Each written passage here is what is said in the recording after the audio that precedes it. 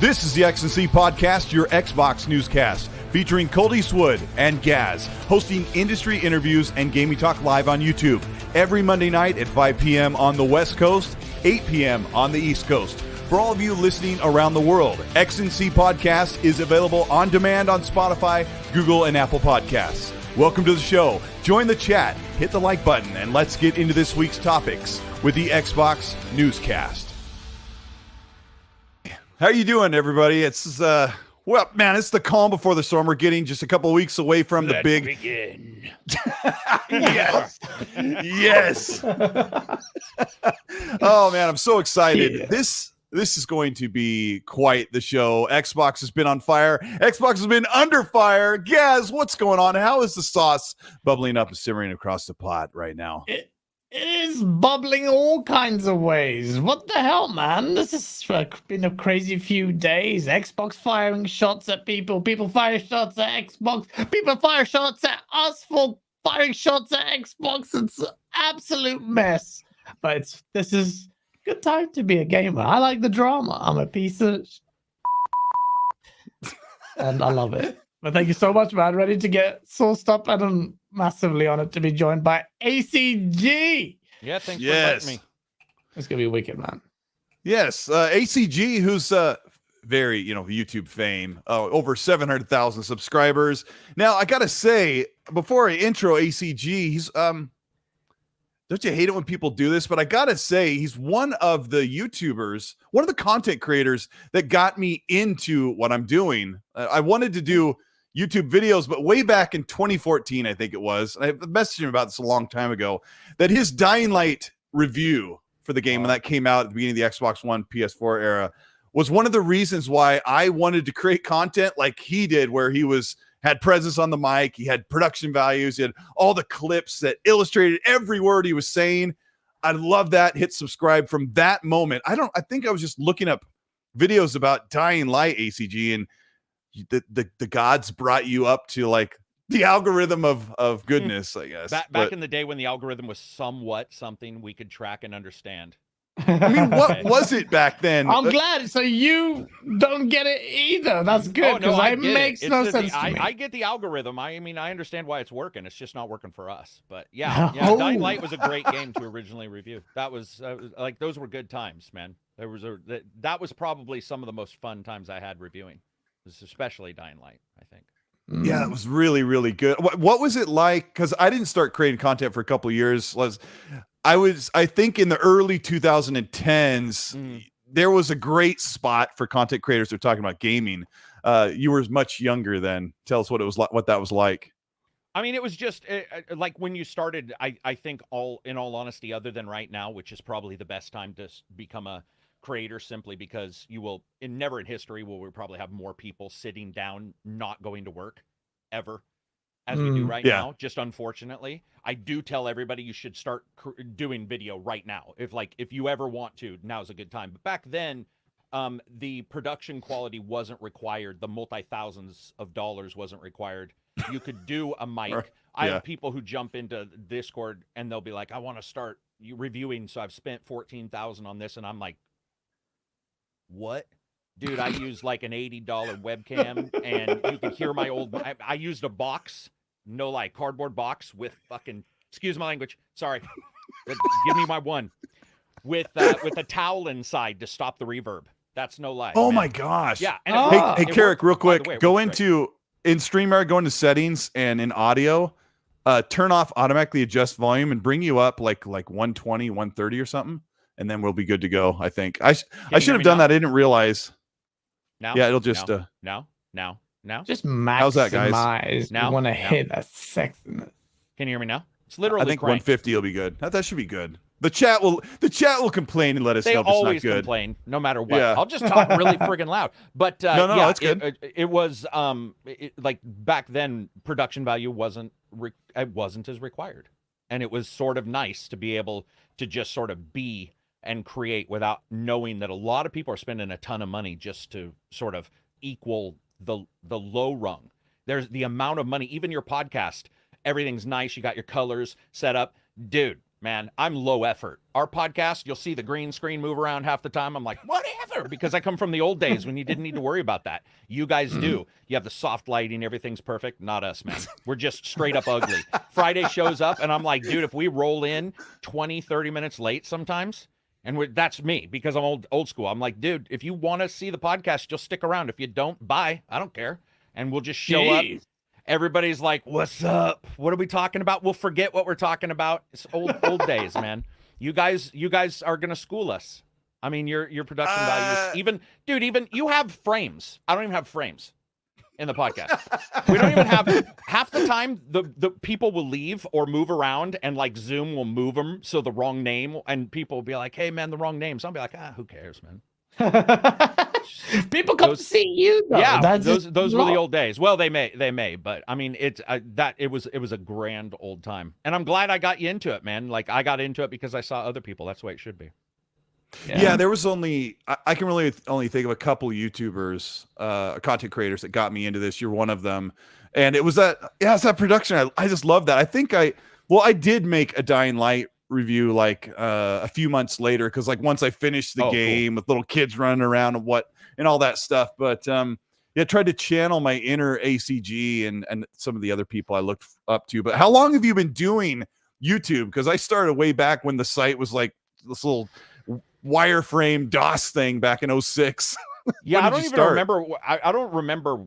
I mean, it was, I lost one channel prior to this channel. I had a bunch of issues on that channel. Very small. It was like 100 people. But what I mean is I sort of got set up, and I was doing Arma videos, how to make levels in Arma, because that was I'm a huge Arma fan. And that's how I started. And then I did reviews because random friends would be like, hey, what do you think about this game? What do you think about that game? So I got laid off in 2016, which is when I officially started. Like I had saved a bunch of money. I paid for my wife to go through school while I was working. And then when I got laid off, I was like, you know what? I can't remember what review it did, but it did like 100,000, and I only had like 500 subscribers, but it did like 100,000 views. And so my wife and I looked at it, and I was like, you know what? This might work out, at least in the interim. So how about for 1 year I try?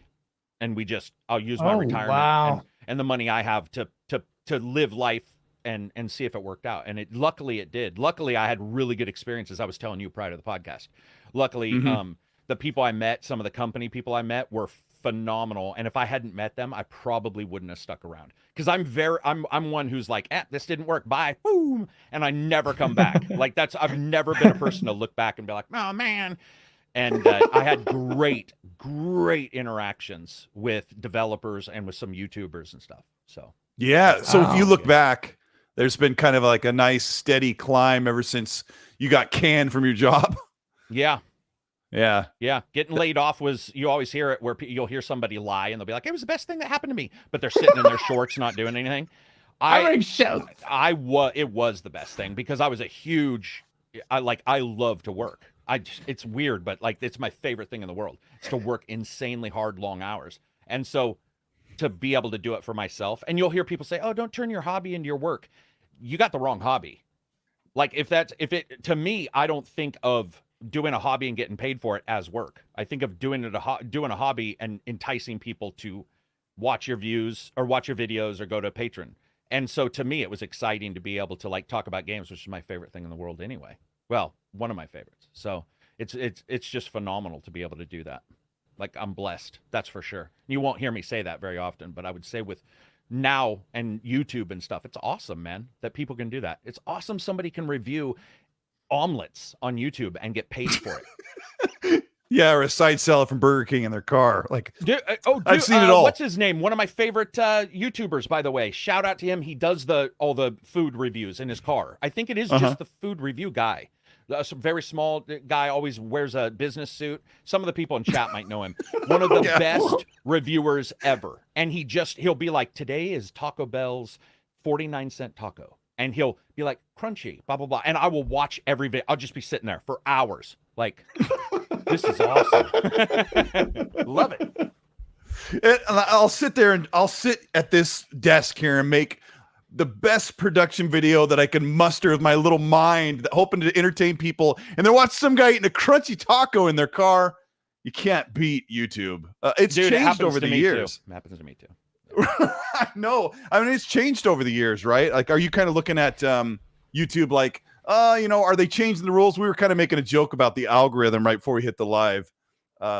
It's all kind of behind the scenes stuff, but I think the algorithm pushes pretty, I mean, I understand it pretty clearly, like what they're pushing for, which just isn't us. It is big conglomerates. One of the reasons why they dropped the thumbs down had nothing to do with making people feel bad.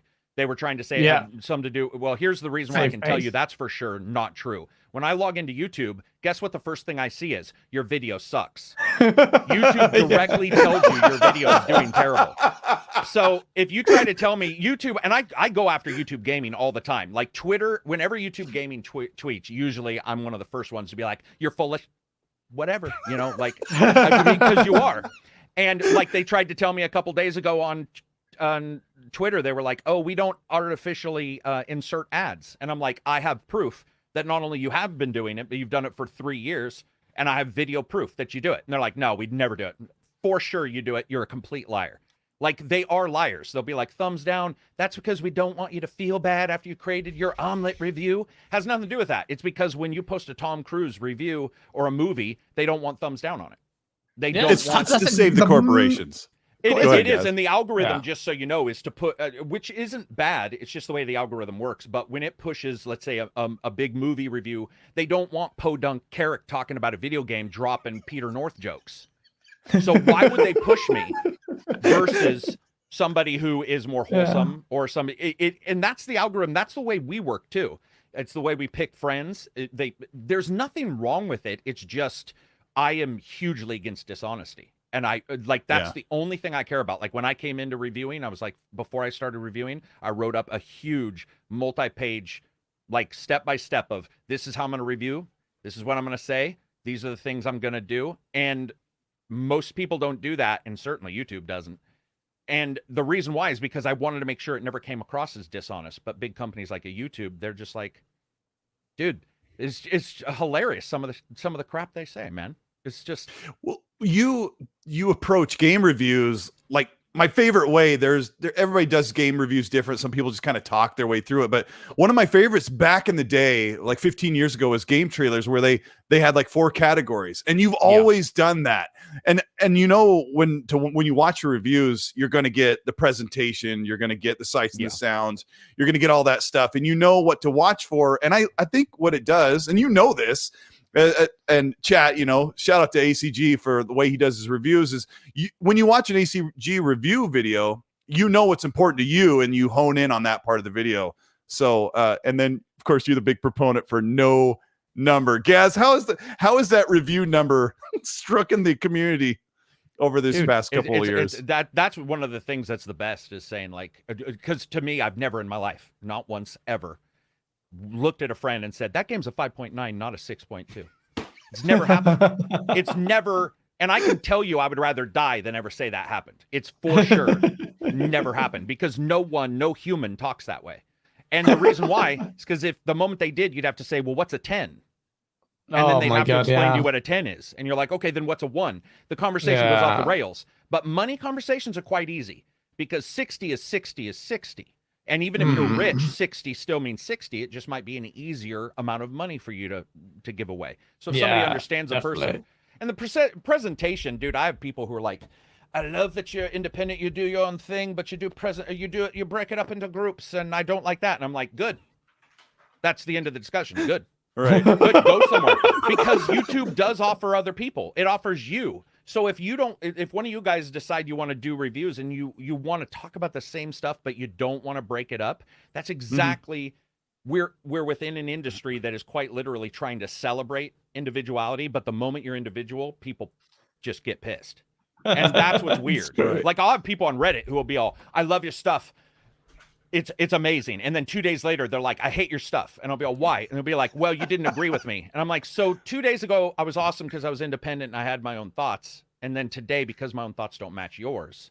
Now, Oh my you gosh, hate I me. get that. So- I'll do a video about why Xbox is amazing. Okay. Yeah. Well, I mean, I'm just flourishing it, right? I'll do a video. Xbox is amazing, and then the next week, if I do a video, Xbox needs to fix these problems right now. The PlayStation guys will go, Colt, that was the best video you've ever made. I don't like any of your other stuff, but that was the best. I mean, people are ridiculous about reviews. I have friends who actually give a review score, Carrick, to video game events like E3, like a showcase. They're like, oh, I gave it a 7.8.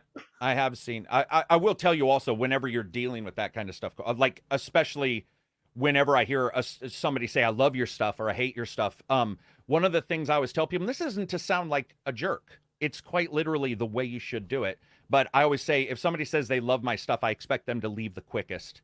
Because what'll happen is they're too emotional about it. And so if somebody says, I love you, you're the greatest, they jump in the Discord, we in the mod community will be like, watch out, because that person's too they're very they're almost too bubbly. And that will many times turn emotionally it's emotionally charged. Yeah. And instead, I've had people be like, dude, I didn't like your stuff for 6 months, but I understand. Like, I don't like the way you talk. I don't like that you joke. I don't like your look. But I actually trust that whatever you're saying is exactly what you were trying to say. And I'm like, dude, that's the type of person that I don't care if they give me a cent in Patreon. I don't care if they ever subscribe. That's actually the type of person that I feel will sell you better to somebody else than anybody in the world. Because they'll be sitting there going, listen, I don't love this guy, but... And then they'll give you... And to me, if you guys were sitting around talking to friends and somebody said, this guy's great, but you can't trust him, or this guy's not always great, but whatever they say, you can trust that that's what they're... I mean, that's sort of what you would want, especially with purchases, because $60 is a lot of money. Well, it is to me. I don't know. Some people, it seems like $60 is nothing, but... No, absolutely. That's a great point about how people perceive you. Like, a lot of people said, hey, man, I supported your stuff. Like, I really liked... I take that with a pinch of salt, because like this, they all switch. They all switch. And it's crazy so too, quick. because you would think it's weird when somebody gets that tight or excited about something, because I'm not even that excited about the game. So you're getting that excited about a secondary reflection of the game, which then I starts, and you guys have dealt with it with Xbox. I get a lot of hate because I despise all the companies. Like, I hate every one of them, and I love every one of them. But I have no problem saying that. And so people, when they come on the channel, if I say Xbox is terrible at blah, blah, blah, people know that 2 minutes later I might say Xbox is amazing at blah, blah, blah. But if you have, like, Xbox as, you know, within your title, which I had with Mr. Matty, he was known more of an Xbox. We did the Xbox podcast for a while as well. Mm-hmm. When that gets attached, that can get quite uncomfortable. Like, people can get a little bit weird at that point. And usually I think you should step back and look at it. You can still be really excited, but you don't need to be. I think being invested, unless you're the developer or something, is a little uncomfortable. Oh my gosh. I mean, there's so many people that are emotionally invested. Like, when they come to your channel to give you those compliments, like, they really are so passionate about or hate. Yeah, I got to ask you before we roll into some of these questions I'm getting, and then as we roll into some of the topics, because you're already starting to kind of like lead us into the first topic. I got to ask you, Carrot, because I've done some reviews and I've kind of backed off of them because when you get a code, like, I know you're under the gun sometimes. You've got that deadline for the embargo period, and you've talked about it publicly quite a bit. What do you do to alleviate the this review is taking away my enjoyment of playing the game? Nothing. Dude, I played way more games than I do now when I didn't do reviews, because I had to force that time in when I wasn't working. So I don't think people get that. And people be like, oh, you were forced to do this review in a small amount of time. No, I literally got to do a review in that amount of time. Like, what are you talking about? And I do know some people are like, I only want to work from 5 to 9, or from 9 to 5 or whatever. Not me, man. Like, one of the first videos I did was 24 hours of No Man's Sky day 1, which I got to tell you wasn't a great experience. Oh man, Right? right at launch. But I was still excited because I got to do it. And Yeah. I love games. And so to me, playing for 24 hours, people in the Discord have tracked me for 48 at times, but playing for 24 or 48 hours at a time to me is normal. Absolutely. Like there is and that's because I'm excited about it. I am that kind of person. So there's no forced. And if you feel that way, then you should do other content. There's nothing wrong with that. Because like if I do reviews, right, and it works for me, but let's say Colton, you're doing it and you're like, you know what, man, it's taking my enjoyment from this game, then there's other ways for you to cover the game that may not be as quick Twitch to get some views on a review, but after a while that'll burn you out anyway. You might as well. I mean, you're enjoy taking it. mental notes while you're playing, right? You're banking in like your I don't script categories anything. and how much do you record at a time? You record large chunks? 'Cause I record a lot of little chunks, and I'm thinking, oh my gosh, I have all these clips. Let me tell you a trick that works for me, and I'm just going to give it out here, but it's a lot of people don't do it, which surprises me. I record until something cool happens, I stop it, and I name the file that. Oh, okay. So cool Very headshot, smart. and I name the file that. That means I know at the end it's a cool headshot, so scrubbing is completely negated. That's I what don't I have to do. worry about scrubbing. However, if it's a long file, I know there might be other things. And Okay. I have very specific terms and adjectives for amazing usually is like top. So if I name something amazing headshot, I know that it's better than cool headshot. And I know that sounds weird, but it helps in scrubbing. Yeah. And so when I have a patron level where people can come on, get help for like running YouTube. And that's one of the first things I tell them is removing scrubbing from a good deal of what you're doing can allow you to do 2 reviews instead of 3 or instead of 1. And so I usually record whatever is there. And then, if something comes up, cutscene, and I'm like, bad voice, stupid voice, sounds like William Shatner. And I name it what it is because I don't script. So I do make those jokes in my head because that's what I'm thinking. When somebody's doing something stupid, I'm like, dude, this is stupid. Like, what's happening? And then I can just name it and know when I'm saying, sup, everybody, this is Carrick with ACG. I usually know just by looking at the files what I want to talk about next. Yeah. So It's very similar to mine. Wow. yeah. Okay, I that's think good. I think we probably all do that. It's just when I mention it a lot of times, people are like, oh my God, I didn't think about that. And I don't know why I did, but it's good to hear other people do. I think it can because help. once you start doing it, you may not do it at the start. You have to sift through the files, so then Dude, naturally you end up it's terrible, Yeah. man. It's horrible. horrible. Yeah, it's not like I do multitude of reviews, but the few times that I did, ended up. Yeah, it doing really what you helps. do. It really helps. Yeah.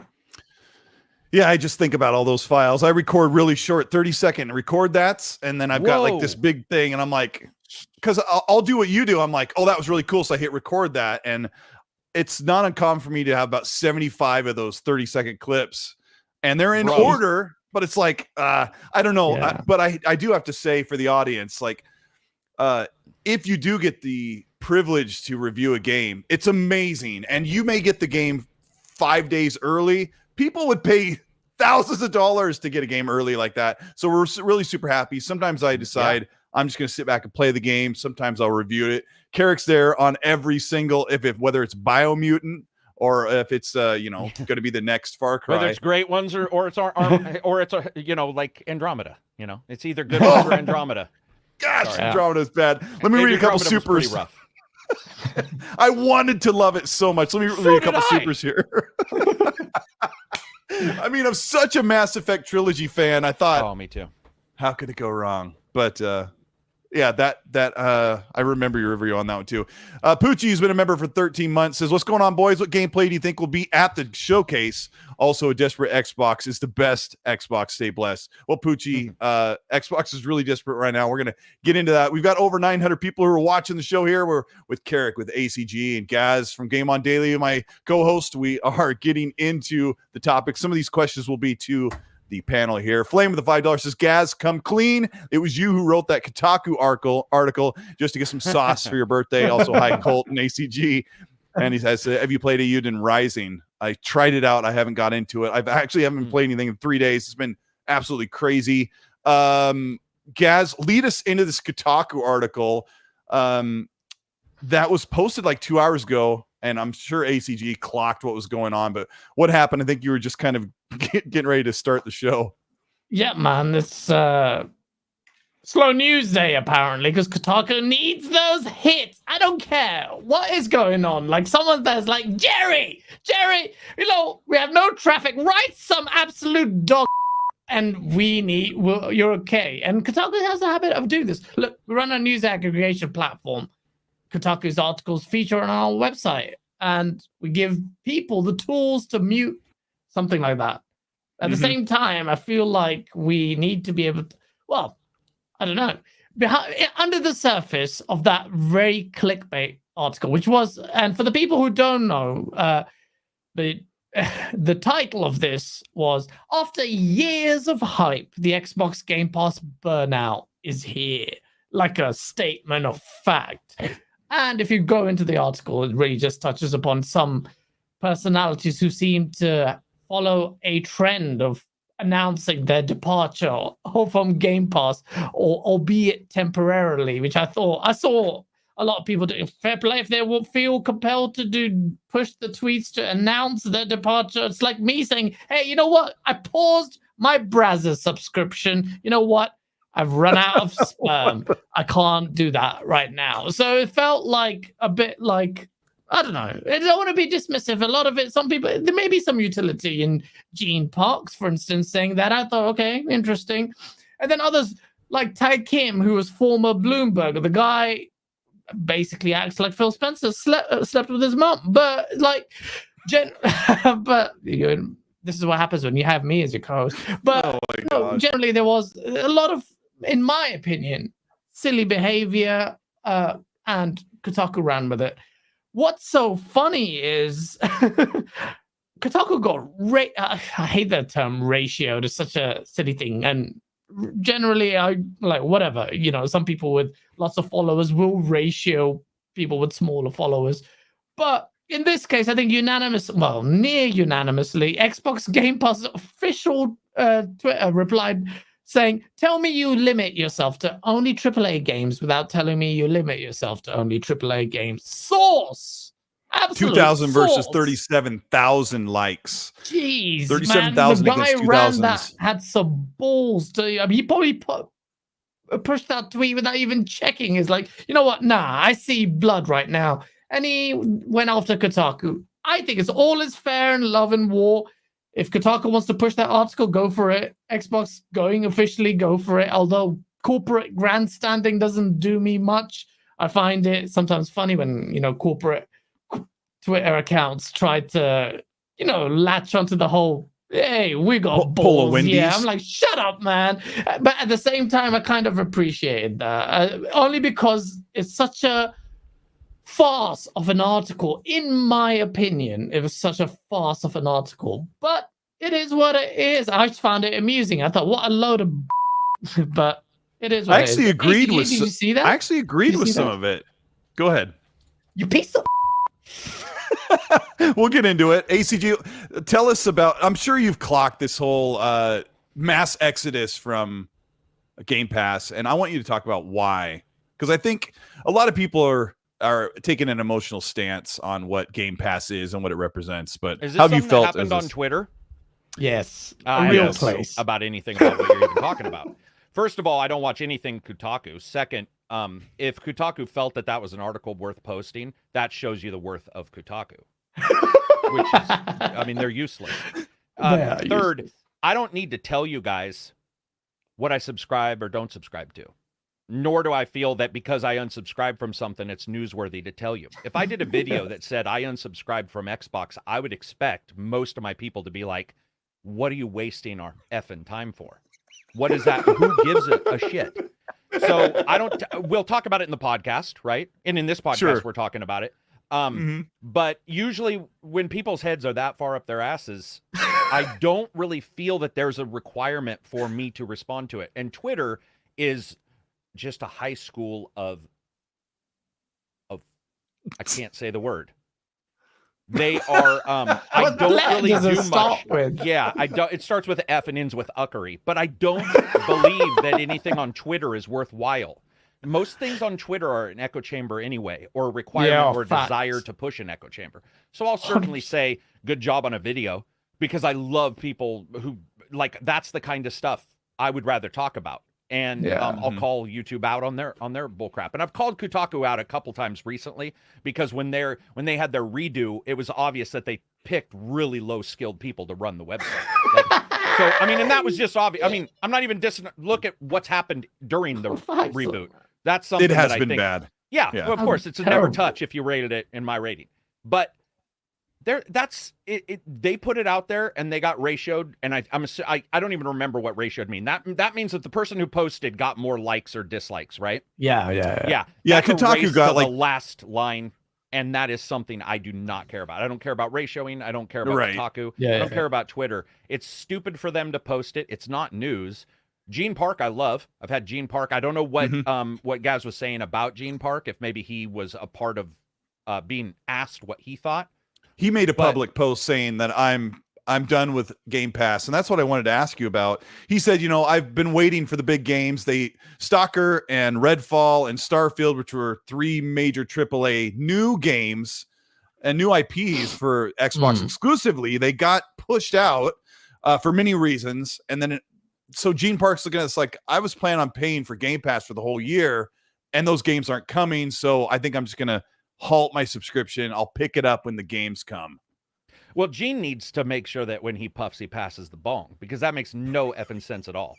If Gene's saying, I'm going to pay a bunch of months when I know the games aren't coming out, but they might come out in the future, now I'm going to complain because they're not out, that makes no sense. That doesn't even make logical sense. To be like, I've decided I'm going to pay a bunch of months for games that may come out. Oh, they're not coming out. Now I'm not paying. Great. Yeah. That's literally not news. I love Gene, by the way, and he knows if he was on the podcast, I would absolutely, like, Gene and I love Gene. He's amazing. But I would go after Gene if he said that to me. I'd be like, dude, who cares? What are you doing? Like, what are you doing with yourself? Yeah, I don't care. I don't care who leaves a service, and I don't care who comes. And certainly burnout is weird, because we have multiple people, even in my Discord, who are coming in. But I think a lot of times, and you guys see it, the people who are having the problems post because they're not engaging in whatever it is. The people who are enjoying it, many times, they're not wasting their time. They're busy playing a game. So while some dude's playing Stellaris on Xbox Live, some other dude's like, I'm not playing Stellaris on Xbox Live. And everybody's like, who fucking cares? No one cares if you're not playing it. That doesn't even make any sense. We care about putting information into the discussion, not saying, here are the 10 reasons I don't want to engage in the discussion. And when you bring it up, they're like, no, let me tell you why I don't want to talk about it. And you're like, that makes no sense. We don't. But isn't Twitter literally, it's not only Twitter, that happens on YouTube though, too. Like, where people be like, Twitter's like why. The platform where you say, I got a caramel macchiato this morning and it was amazing. And that's your It's post. live journal for boomers. Yeah, really it is. What it is it's a live journal for boomers, and it's for millennials to push one thing, and every group pushes their thing on it. But for the most part, you need to look at it as pretty detached. It's only sending you specific data. What it's not sending you is 100,000 people signing up last month, not tweeting because they were playing.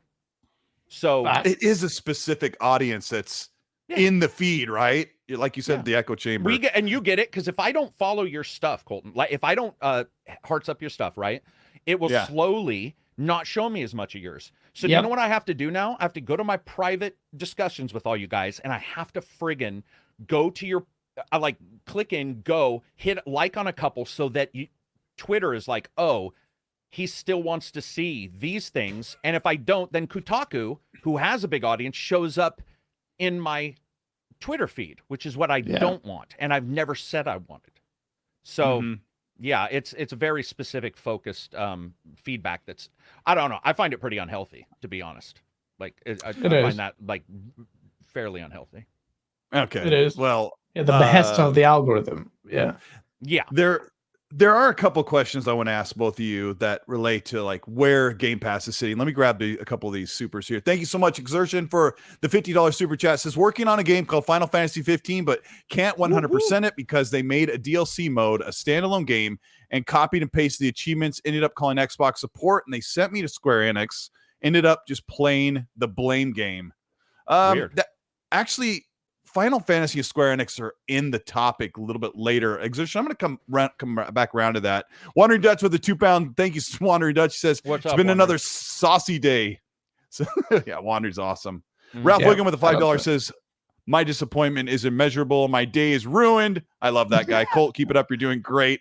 And RDX, Son of Fett, thank you for the Canadian 279. Says, I'm unsubscribing to Netflix. No AAA movies. Perfect. All right, Carrick, I got to ask you, and I know the audience wants to know, this all hinges on a value system, this whether Game Pass is worth its weight in $120 or $180 a year. No new AAA games really in the pipeline for Xbox Game Pass for the year until we hear something at the June event on June 12th, right? I got to ask you about AAA games. Can you tell the audience like where your opinion sits on how important AAA games are to Game Pass or gamers' opinions in general? It's kind of that's a loaded question. That is pretty loaded because you're already stating it has some, some weight. But I mean, it does. The thing is are we saying AAA, real quick, are we clarifying AAA between first party and third party? Well, that is a good people question. Are trying because to tell you that there are no big first or third party AAA games coming to Game Pass, I can tell you can bank on it right now that you are wrong. Yeah. I'm not going to say nice. what, but you are absolutely, completely, utterly wrong. I'll also say that AAA games are differing. For example, Colton, if you like NFL 2K22, which you could arguably say is a AAA game, which I don't believe. I believe it's a triple F game. I hate them. But here's the thing. I would still tell you. Wait. Go back. How about I'm actually playing a sports game. Change it to MLB 22 and then roast me. Supposedly a phenomenal game. That's what I've heard. Is it? Because I've never played it. I actually love it. I've got like 120 hours into it. No, I'm loving legit. it. I heard that was a phenomenal game. I think Yeah. baseball isn't a sport and should be immediately demoted from being a sport. But Fact. regardless, I'm just joking. I love George. That's just a George Carlin thing. No, Sure. Another thing is, so let's say we all sat here. I don't know what type of games exactly you guys like, but AAA to me isn't only the amount, blah, blah, blah. It's also, the excitement around it. And then you have first and third party. Then now you have second party. And then you have what you would consider to be sort of, I don't know, contracted, like Xbox did with the 2 expansions for GTA. Because remember, they paid for those. So you have all these different versions. It does matter in a way, but I'm going to be honest, man. I like games. So I don't care what the score is. It would almost be like saying the only students a teacher likes are the ones who get A's. And that to me is diabolical. Yeah. That Sure. I can Deep. I mean, I can like a B game. I love AA games. I love B games. Greedfall is one of my favorite games. Is Greedfall a AAA game? No. What's one game you played over the past year that was kind of everyone kind of bagged on it, but you really liked it?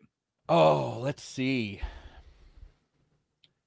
Man, this I could year... say one and get made fun of, but say it. Biomutant. I really enjoyed it. I thought it was so charming, and I didn't care. I enjoyed it, and everybody hated it.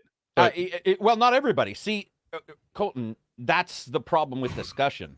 We can't have a gray area because people are absolutely they don't want to be weak in any kind of situation. So they're like, no, it either sucked or it rocked. Absolutely wrong. Yeah. The game did not probably suck or rock. It was probably somewhere in the middle. And Greedfall was somewhere in the middle. Those kind of B games are fantastic to me. And obviously, many of those are in Game Pass. And whenever anybody says 120, blah, blah, blah, for 12 months, I usually go, well, a game's $60. So that's 2 games. So you're telling me 2 games worth to get all of the stuff in Game Pass? And I can tell you right now, I've turned on Game Pass games I never thought I'd play. And I have so many hours in them, it's ridiculous. So that's already paid for itself. I do get the argument, but it's sort of also a weird argument because people will be like, AAA games aren't in Game Pass. I'll be like, okay, what AAA game from Sony you're playing right now? Yeah. Like, what AAA game are you playing from Nintendo? Nintendo, a company that it is vital to Nintendo's continued support where they don't give you anything good. Nintendo is one of the crappiest releasing companies in the universe. They are. They're crappy in their store. They overcharge for everything. They are terrible. And the absolute victim mentality of their fans has allowed for them to do nothing with their stuff. They even said that the Switch is only halfway through its market, halfway through its lifespan. What? Just recently. Halfway. And that thing can't even do like 480p. Okay, it can do 720p, but you get my drift.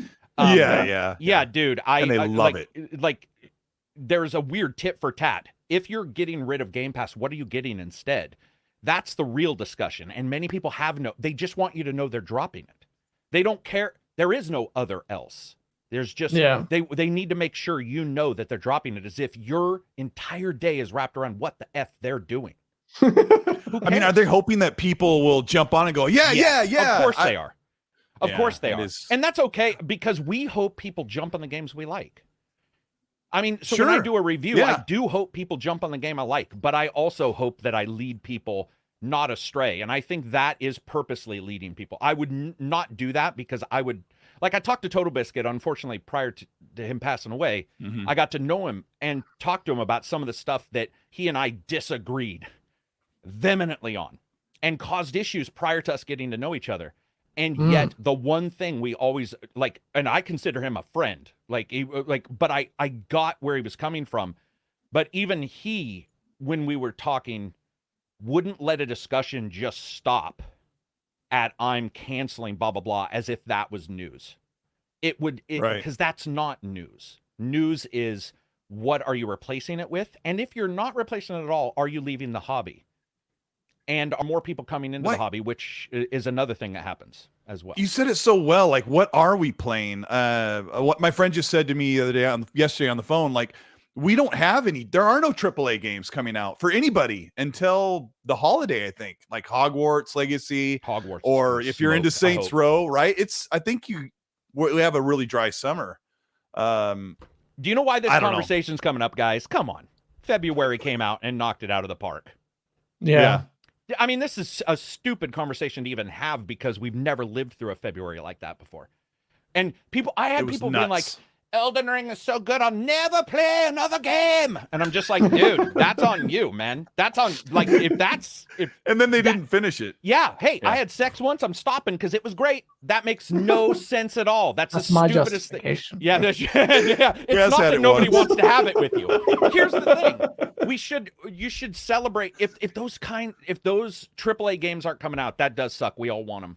Games get delayed. But I'm going to tell you right now, as a person who knows what development's like, how dare you tell somebody to release a crappy game? I had to live through No Man's Sky.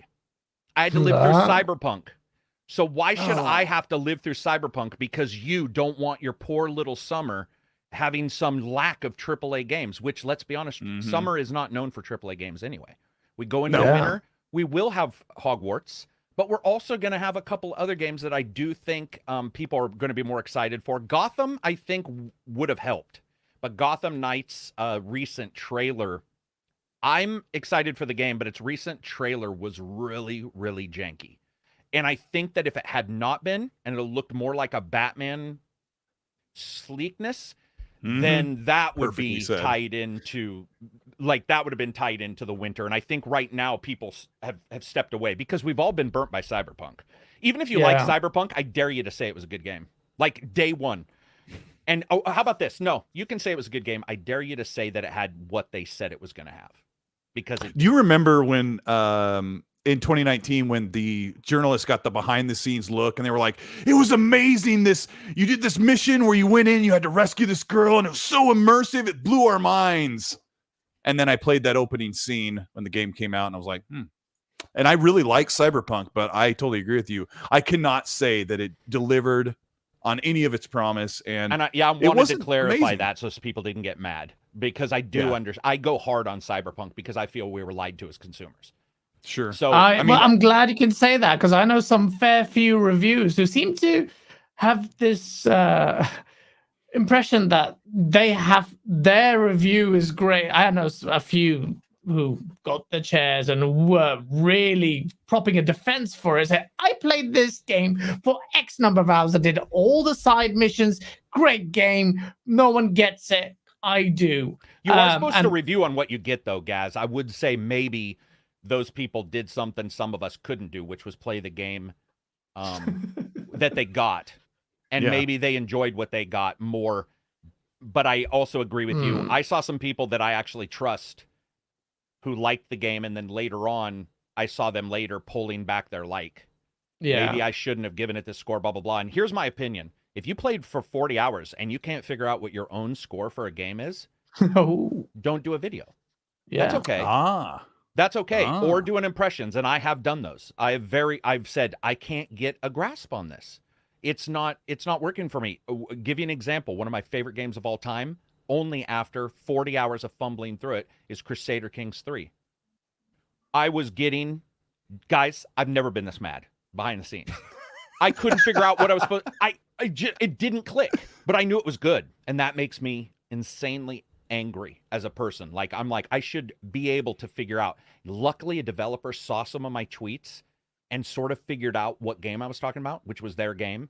And he DM'd me and he said, if you're talking about our game, treat it. They know my favorite game of all times is probably The Sims, because I love to kill Sims and just do terrible things. And he said, listen, play it like it's The Sims. And I know that sounds dumb because people, I bet you, know that. They probably all knew that. This was my first big jump. Once I did that, guys, dude, 18 hours straight. No lie. He said, play it like The Sims. I looked at the tweet. I looked at the game, and I was like, 18 hours later, I was like, this is the best game I have ever. Sometimes you need that click, too. So yeah, it's really easy to give up on a game if it's not clicking. Yeah. I've been there, and I'll just never go back. And I've had friends that love certain games, and I'm like, I just don't get it. But for you, what's one that didn't click? Do you remember one that like you were just like, what the hell?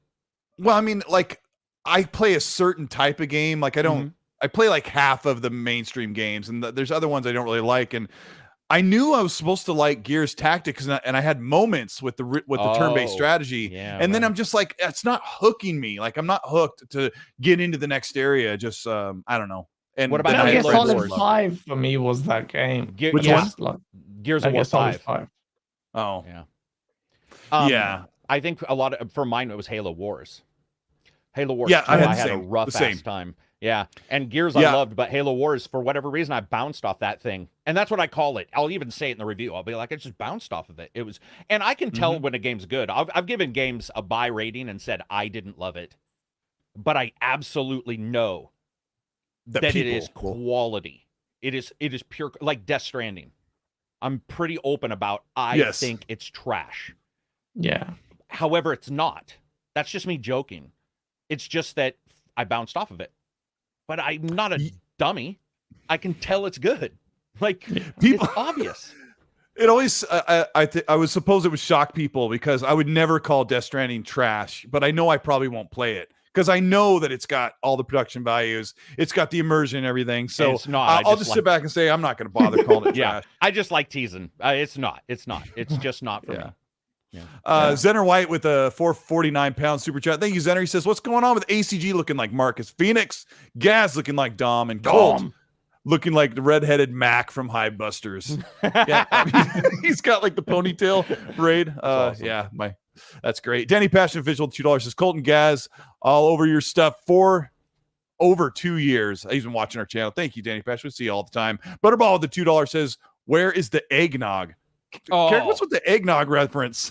Bro, I do a Christmas podcast because I know some people don't have family, and I do. I'm lucky to have it. So I do a Christmas podcast every single year. It's like one of the things, it's like our tradition. We get the podcast people on and basically drink eggnog until I'm absolutely unbelievably violently ill, because it's not addiction. It's far beyond that.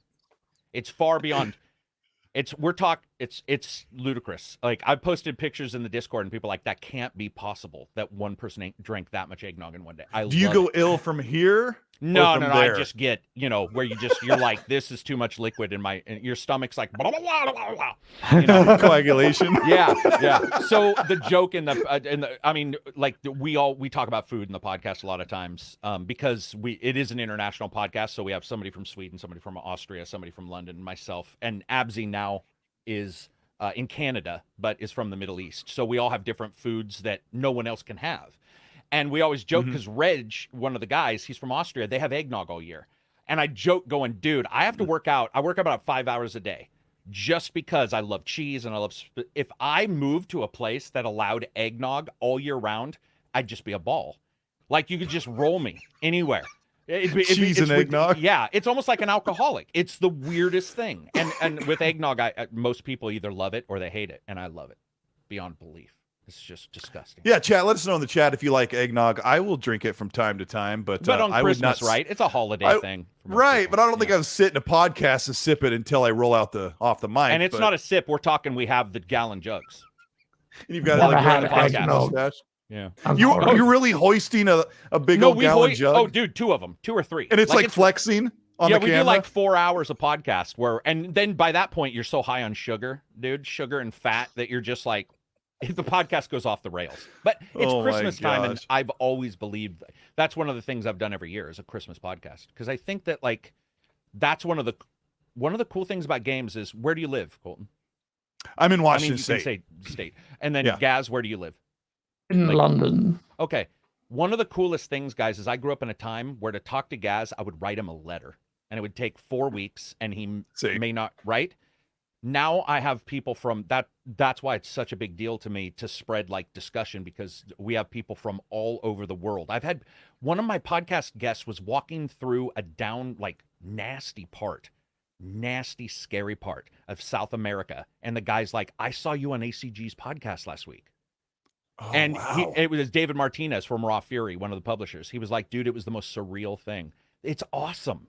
Like, that's what's so cool is we can all talk to people all over the world. Didn't you say Gaz is up at 2? It's 2 a.m. for him. Yeah, right? yeah. And I mean, I've got guys in here from Australia that watch because it's like 11 or 12 in the in the morning. So cool to me. It's amazing. And if the freaking Earth was flat, like we could actually hang out together. But don't do that. You know, it's like, man. Open that can of worms. Yeah. the problem with with Gaz and I, we talk every day, but I go to bed and he's literally rising in the morning, and it's ridiculous. You know, I feel like sometimes I'm the cat on his bed, like wake up, I want to talk funny stuff. Isn't that the magic of like? And I do sort of like, it's hard to describe when you before cell phones and stuff, but you know, you had to write things, you had to do all this stuff, and I do miss those days at times because more effort was put in.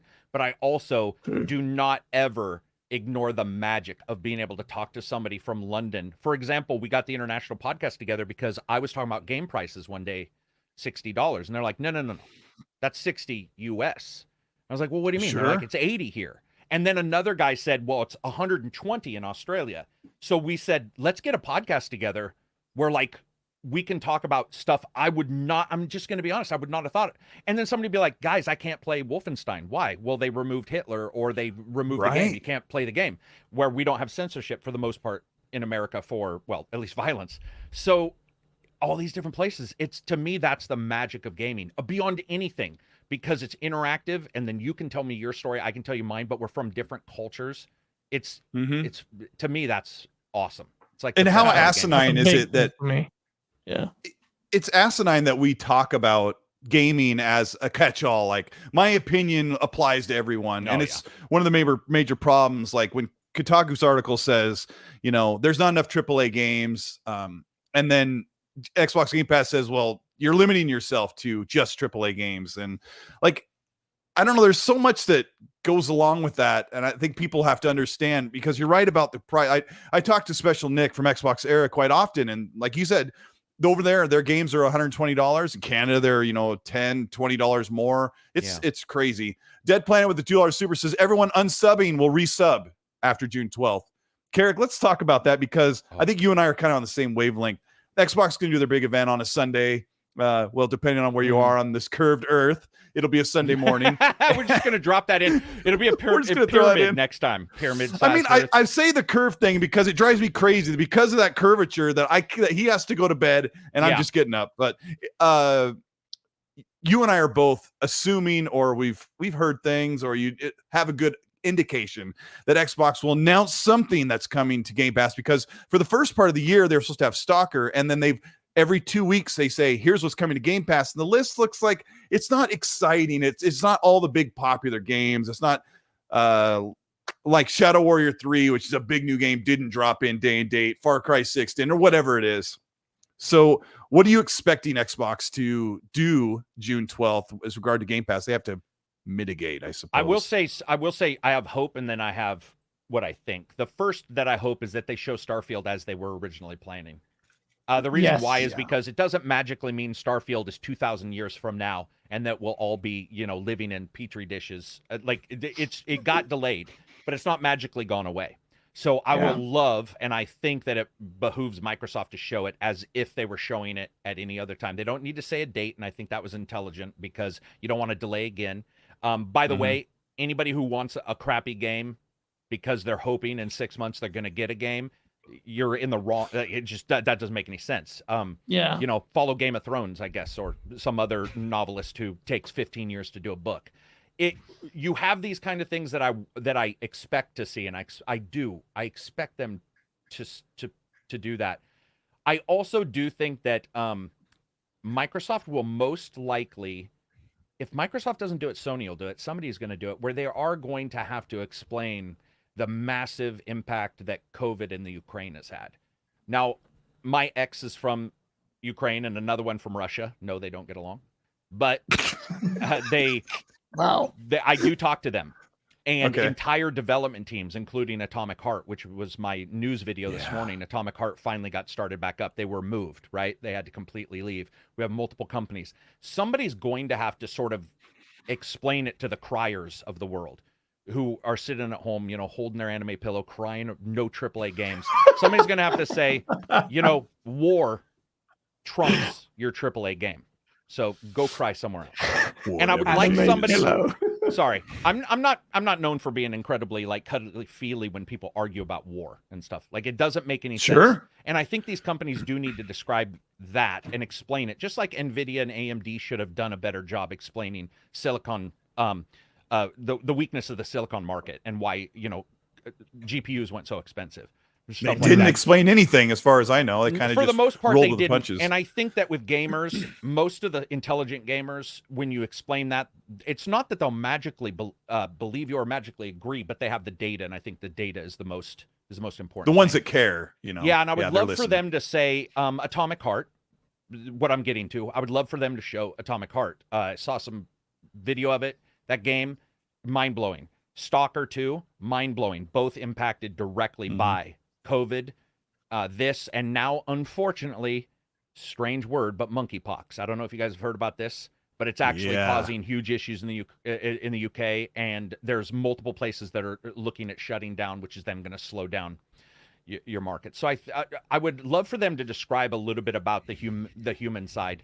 Maybe saying, hey, Atomic Heart, they had to stop, but here's and I don't want to bring them on stage, but I'm saying they're still working on it, and show that and explain to people that things might take longer. Here's what you'll see there. And then what I would hope to see, Fable. I know that Playground Games split into the two teams a little later than I would have liked, so I don't know how far along Fable is. I would like to see Fable. Yeah, I would like to, and I would love to see Fable. Yeah, it could be as late as 2019 when they really got in earnest of the work for Fable. I would agree. Yeah. Expectations are a little dicey. Big team now. It's a huge team, but that team split at a later time than I guess I was expecting. But of course, they were doing other stuff too. I would like to see Fable. I think that would be, and I haven't heard any. I mean, you may have. I haven't heard anything about in particular Fable being there, but Microsoft could show. Sony's always got away with showing shit. Just remember, Sony sold people on the PS3 by showing people not Shadow of Colossus. What's the other one? The game with the cat bat thing. It was going to be on the PS3. Oh yeah. Finally, Last Guardian, right? Yeah, Last Guardian. Yeah, that took an entire generation for that thing to come out. Sony's always been good at saying Final Fantasy, blah, blah, and people are like, "It's the best system ever. I'm going to kill my family so I can buy one." Microsoft should probably show a little bit more to one up Sony, but show some of those games that are far out and say I think they will. I think they will have to. I hope so. Gaz, aren't they lost to them though? Gaz, aren't they kind of in a catch? Aren't they in a catch-22, Gaz, where like Carrick's saying, because I agree, and I'm sure you do too, where they need to kind of project out that this stuff is still here, have faith, but they're also looking at how Starfield had to get delayed. So where do you think Xbox is sitting on expectations for how far out they show stuff as? I agree with you, Carrot. There, the Sony approach of showing games there kind of lays out at least some kind of framework roadmap that people can get excited about. Yeah. The only problem is Xbox is going to be judged by some of the statements that Phil Spencer made about showing gameplay too early. So there's absolutely, I guess, true. Core gamer sentiments like, but you said, but let's be honest, they've already fallen foul of that because we haven't seen gameplay for a lot of these games, man. It's been a long time since we're going to see Elder Scrolls 6, we're going to see State of Decay, we're going to see Perfect Dark, there's so many games, you can just roll them out. I haven't seen gameplay for. But in terms of, I think this delay really does hurt them in terms of optics. The best, and I said this last week, the best approach really is to show that stuff. But I just don't think a CGI trailer will do it. I think they have to show gameplay, at least for Fable, at least for Redfall, at least for Starfield, even if that's been delayed. I think there's a lot of pressure now. People want to see some of that. So and people have been coming at us since that show where we were pretty scathing of Microsoft and its first party output as well, not being unsympathetic for the reasons why games get delayed, but as an organization with all these studios, and Phil Spencer comes out, talks about the need for consistency. I think they need to show game. They have a lot of weight to dispel, and I'm excited. I'm excited for the reason that Carrick mentions. Show us what you're really working on. They're working on a lot of stuff, a mix of CGI, maybe big, they're sitting on a gold mine of old IPs like Rare. I know you hate Banjo, but something like that. But mix that with gameplay, I think we'll be happy. We'll be happy. Yeah. But also, correct, I'll have to be just a slight dissenting opinion. COVID as an excuse. I completely resigned to the reality of COVID. I just feel like in a space where others are mobilizing, are adjusting, and doing well. And you being a $1 trillion company, fair enough, it's not all down to gaming. Are they though? Argument reliance diminishes a little bit because companies. I agree with you. What I'm saying is that since no one's really touched on it at all. I'm not saying that they need to say our entire reason for delaying things is that, but even myself, who does work in another industry that has nothing to do with games, I can tell you right now that many of our companies had mostly remote employees, but not all. When those others that were not normally remote moved, their efficiency dropped by about 40% for 4 months. And that's normal. So let's say you have 10 people who are remote and 2 people who are not. It still takes them a specific amount of time, including 2 to 3 times as much money to move them to a remote location. The reason why I know this is I did operations prior to doing that's what my job was quite literally setting up call centers around the world, and I can tell you they were impacted. So what I think is, I agree with you, but we don't have any data, man. That's the problem I have with all this is I think we become a little too positive sometimes. And that the only company maybe running an article would be Kotaku, but Microsoft doesn't want to talk about it, right? But it's like, you do need to talk about it. And you're right. Yeah. Microsoft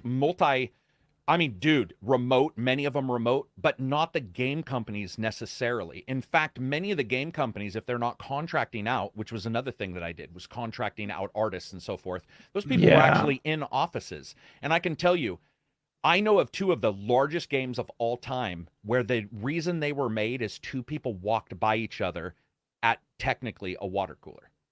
2 of the largest games ever made were because 2 people were at the same office and said, I am working on this. I am working on this. Wait, you guys can do this on this? Yes. And that became one of the largest games to have ever been made ever. And what game is that? Can you tell? What would stop people saying? Okay, I can tell you one. I'm not going to say the other. One for sure is the entire creation of BioWare and the two doctors. That is Awesome. quite They're literally amazing. how that, by the two partners getting together and discussing things and discussing games and getting into games. That is quite literally how it was created. Was two people working in Wow. the same place, talking about what they liked and didn't like about things, and then deciding, let's take our steps forward. The reason why the other one isn't is because you're going to see a video from me on it. So, because okay, nice. fair enough. yeah, At I'm least like we know 2 it's hour coming, behind the yeah. scenes, so I'm a little nervous. But it is, and that's not to pimp my own thing because I wouldn't even have said it if you hadn't asked. So, but those are big deals. And I want people to be open about it and be like, dude, this is difficult. And you'll hear people be like, I like working from home, therefore my efficiency is 100%. Bullshit. Excuse my language. It's not. It's not. Things slow down, and I love when these guys are open about it. I like what you said about Phil Spencer. He said one thing. Guess what? I bet you when Phil Spencer said we're only going to show gameplay of games that are coming out, he wasn't expecting a worldwide pandemic. Yeah. So at some point Absolutely. you have to say, hey guys, something happened. You may have heard about it. War, blah blah blah, blah blah blah. Yeah. Things have changed, and to get your excitement, we want to show you something. I agree with you. It can't be font, man. It can't be. It's got to be font. It can't be a font. It's got to be. It's Avowed, right? Avowed, worst name ever, by the way, for a video game. It's as bad as Returnal or Abnormal or whatever that. Or one. What's the other Forspoken. one? Yo, Forspoken. Forspoken. I called it Abnormal. Same thing. It all means the same thing. Yeah. I would love to see Avowed. I would love to see, like, what's the world going to look like? You know, art is such a big deal to me, and it's like, what world have you chose? Like, how are you going to represent the architecture and stuff? You could show that. And I think Avowed is ready to show gameplay. And honestly, when we're talking about just fly over, just show. Just to fly. Exactly. Like what, they already did the flyover. They already did the flyover, but it wasn't in engine as far as we would assume. Oh yeah, it's the little fairy going around the plant. I've seen that so many times. How annoying is that? I don't even know what he's talking about, but that sounds awesome. And so now I want to see it. No. He's talking about Fable. He's talking about Fable does the fly over the creek with the fairy. Perfect Dark, and I was like, I have no clue what this has to do with Perfect Dark, but no, I'm gonna go. Yeah, they did the same thing, Carrick. You know, a Perfect Dark showed a flyover of the location in Egypt. Fable did a flyover, and it's all in CG. It's not presumably in engine. Tell us, but I think that Fable is ready where they can do an environmental in-engine flyover, and I think Avowed is ready to where they can actually show a couple of minutes of gameplay. And also, speaking of what you said, ACG, about Starfield, they need to have 2 to 3 minutes of curated, combed over. We're super happy with this gameplay. Yes. Because I think if they were going to do a 12-minute deep dive and then they found all these problems, they're like, look, we got to delay the game, that they got to be able to pull together 2 to 3 minutes of footage that they've combed over. And they're like, they're not going to, we're not going to have a Craig moment like they did with Halo Infinite. Can I tell you guys one other thing that I think that nobody wants to talk about, but we probably should, which is that it really is damned if you do, damned if you don't. And one of the reasons, two of the reasons why, one being Watch Dogs. So everybody's going to remember the Watch Dogs. Yes. Whether you understand, I understand development. So like that didn't surprise me that it was down. Now everybody wants to release a video whenever anybody shows 2 trailers. They're like, downgrade, watch my video. And you're like, dude, that is quite literally how development works. But Watch Dogs burned many people. And Watch Dogs did have some issues and they aimed wrong. And then Cyberpunk. And I think that those companies, I would not want to be Phil Spencer, and I would not want to be who's in charge of Sony now? What's his name?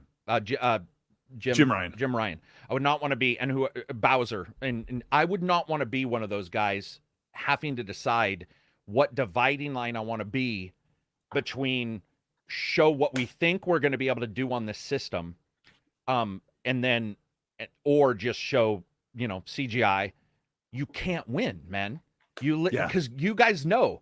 If they do it bad, somebody's going to make a video. If they do it good, another company or a person from the other platform who doesn't like them will be like, it's not real. That sucks, man. Can you imagine that? Can you imagine when technically no one's on your side? Like, don't you feel like developers don't even want to show the gameplay? This is me with the world's smallest violin character, by the way, for Microsoft. I don't care. Let me tell you. Well, I'll tell you what. Microsoft, I agree. The people who work at Microsoft, I do not agree. The only reason I bring that up is to not be a crap. But I can tell you that, like, within a week of Cyberpunk coming out, when we were talking to devs about coming on the podcast, it had become a noun/verb already. Wow. We do not want to be cyberpunked. Yeah. It was, and now we're just now hearing some other people saying that was dropped for. There was another game. Was it Starfield where they said they didn't want to be a cyberpunk situation? I got a lot of comments that said I don't want another cyberpunk. Yeah. Internally, one of the devs had said that this was being sort of bandied around. That is a real thing, and it started less than 2 weeks later because we were going to do an interview with somebody, and they're like, we do not want to be. This is a disaster. It doesn't matter if it's sold. Like a Watergate moment. It's still Cyberpunk sold really well too, and it sold really well. It's like it's now being used as the descriptor, and Watch Dogs used to be. I don't know if you guys remember, but prior to that, Watch Dogs was always the Watch Dogs was always brought up. So I did a review of that game, and I had compelled to bring the old footage. Yeah, that was the one. Cyberpunk completely overrode. Yeah, completely overrode it, right? It's just sad because like no developer wants to make a crap game. But that was such an egregious falling apart of what was promised and what we actually end up getting. But to their credit, it was a studio that was beloved. It was the darling of the industry. CD Projekt Red, they can do no wrong.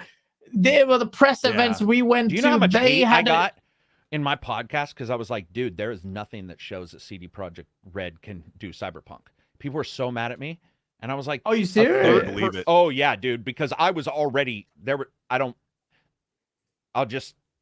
was already things I was hearing. It was like, dude, we're waiting for, and there were people who were so mad because I was like, listen, a third person IP driven by a fantasy world versus a first person cyberpunk / full city shooter. And you're telling me that the tech is the same, that everything's going to, there isn't a good comparison between those two that indicate that they will. In fact, we've seen it with Bethesda, who does Fallout and who does Skyrim.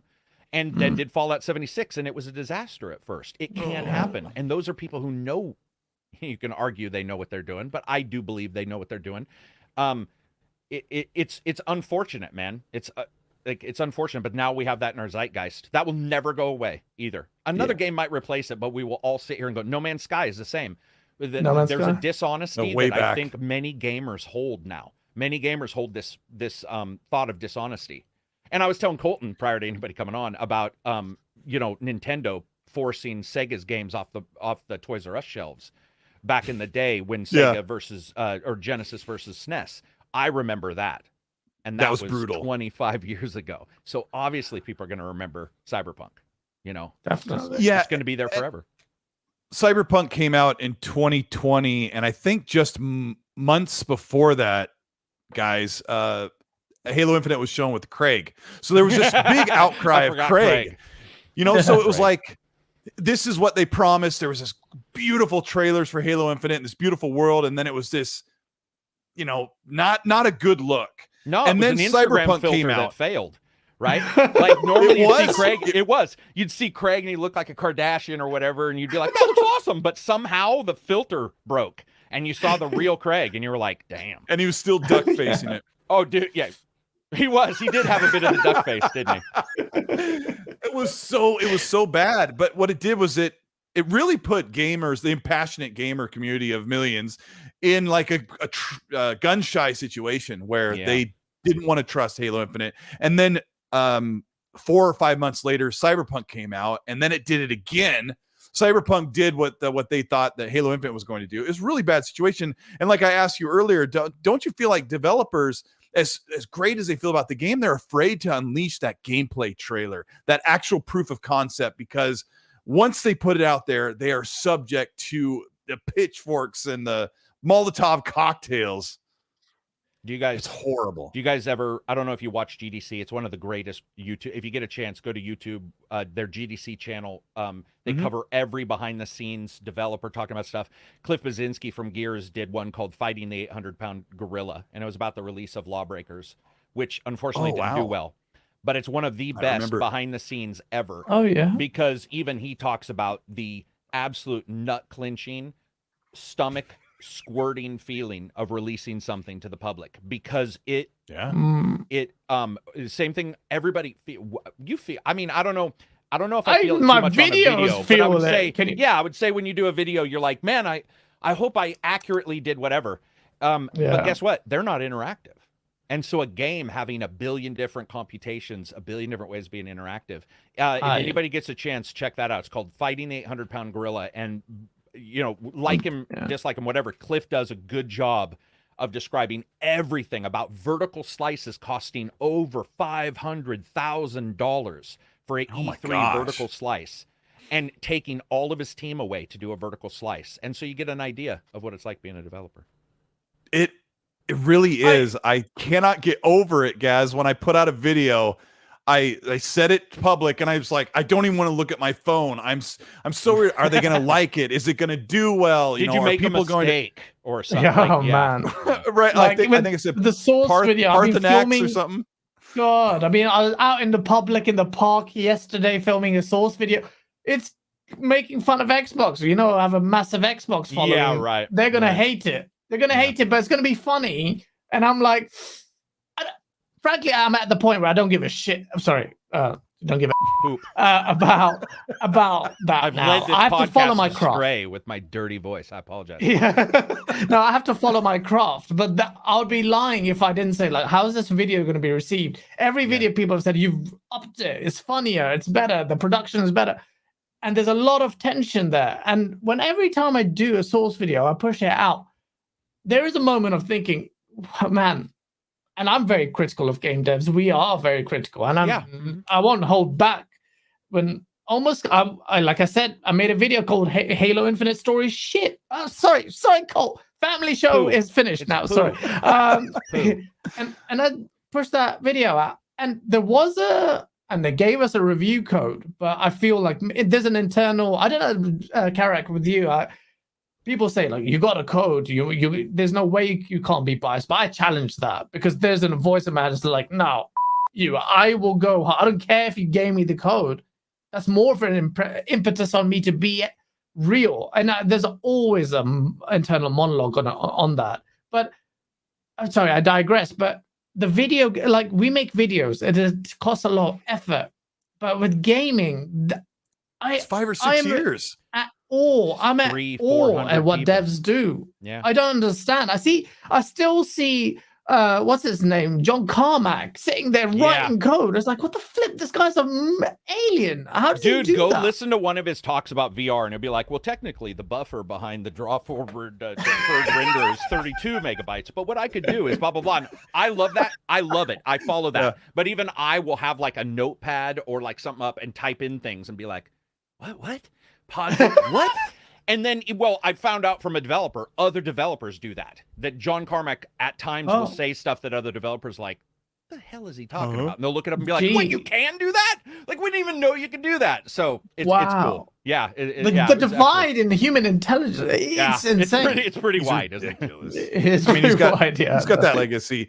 Hargy Johnny with a $5 super chat says, for those who rage quit Game Pass, here is a 3-month global code. He dropped that quite a while ago, so let us know if you got it. Nice. Risk it for the biscuit. My Hargeet's amazing. ACG, you got it. This guy's amazing. He's coming to FanFest. I'm going to LA for that short trip, and we'll get to meet in person. I can't wait to meet people in person. Risk it for the biscuit with Australian $8 is off topic. Last night, flicking through the store and found Rise, Son of Rome. It said free, not owned. Xbox low key giving away games. Cancel Game Pass. I don't know. I guess Rise, Son of Rome's free. Where's that sequel? Viper XT with a Canadian $5. Thank you, Viper. Says the Game Pass cancellations are about as real as all those people all of a sudden subscribing to PS Plus Premium when they weren't already subbed to PS Now. I mean, this comes at a time when Xbox was offering not the greatest. They've had some really good offerings, and then it's been really slow this early spring, and now PlayStation is stepping it up. That's what it's supposed to do. The competition is supposed to push the other one. We got to give a shout out to over 1,100 people. We've had almost 1,200 people watching. This is the XNC podcast. I'm here with my co-host Gaz from Game On Daily. Got his link in the description, and Carrick from ACG for his YouTube channel and all of his podcasting, eggnog guzzling. But we were having a good time here. We're going to get into some topics about. Let's start with this one. This is interesting. Way back in the days of 2014, when Xbox One was just rolling into the generation, they were approached by Marvel to ask if they wanted to take some of their IPs on, and the first-party studios at Xbox, Carrick, Did you hear what they said about Marvel coming to Xbox? Yeah. Did you hear this news piece? I did. One of the questions, though, is not that Marvel wanted to work with others. It was that who at Xbox would have been able to do Marvel the justice Insomniac did. Which studio from Good Xbox? question. Studio. And not to be rude, but Insomniac fits that particular kind of Insomniac fits that. They Very did with, well. They did with Eternal Sunshine of the Mountain Dew Mind or whatever that game was that they did that was on the Xbox. That Sunset Overdrive. yeah, Sunset. I was close. I was like within one word of it. Eternal What did you- Sunshine what of did you call Mountain it? Dew Mine. I made something up off the top of my head. But anyway, so you got that right. Right. They knew their stuff. And even Ratchet. Yeah. And even Ratchet. And Yeah. so not all things offered are lost when they're not taken. And the big issue is that a lot of people see this and go, oh, blah, blah, blah. Well, let's be honest. Coming off of Amazing Spider-Man, a lot of people looked at that and were like, why? Like, why? Yeah. What can those we do didn't with it? do well.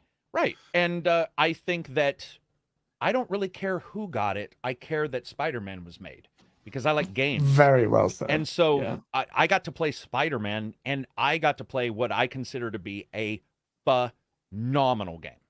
Mhm. Phenomenal. So brutally good. I did the walk on it. I played it so Yeah. many times. Miles Morales, the tech. I do not believe Xbox's team would have had the same vision as Insomniac did. It was just a different thing. There's another obstacle along with like I see in the chat, people are saying the Coalition could do it, but you're talking about an open world dynamic. Spider-Man was one of my favorite games of 2018 next to Red Dead 2 and Forza Horizon 4. It was a really great year. Wait, But- the Coalition could have done it back then. Was the Coalition even real and available back when this was announced? When this The was Coalition talked back at by that Microsoft? time was knee deep in That would Gears have been 4. That would have been Gears 4. So no, Gears the 4 came out in Coalition could not have done 2016. It would have Yeah. been the Coalition times 2, which would have been another 400 devs. So no, in no way, shape, or form could the Coalition. So here's have the done other obstacle that I don't know if people understand. In 2014, I'll set it up and then give the mic to Gaz because we talked about this yesterday. In 2014, Don Matrick was running Xbox and Terry Myerson was running the head of Microsoft toward the game division, and Phil Spencer was just kind of trying to curate it. games. Just- This was a time when Terry Myerson. what are you guys doing over there on Xbox? I'm just joking. Continue. Sorry. I'm totally joking before somebody is- takes No, that. don't joke. It I want is Phil Spencer so- to see this. It is so perfect. It is so perfect. Terry Myerson, Don Matrick was trying to push the Kinect and TV, right? Phil Spencer actually was one of the people that got Rise, Son of the Realm and Sunset, an Eternal Mind, Sunshine, or whatever you called it. Yeah, Eternal Mind of the Sunshine, whatever. Right. So they kind of had those games. I think what happened was when Marvel said, Xbox, would you want to take on some of our Marvel IPs? I think people like Don Matrick and Terry Myerson were like, we can't afford that. This is the only money I'm allotting you for this Yeah, it was platform. much less.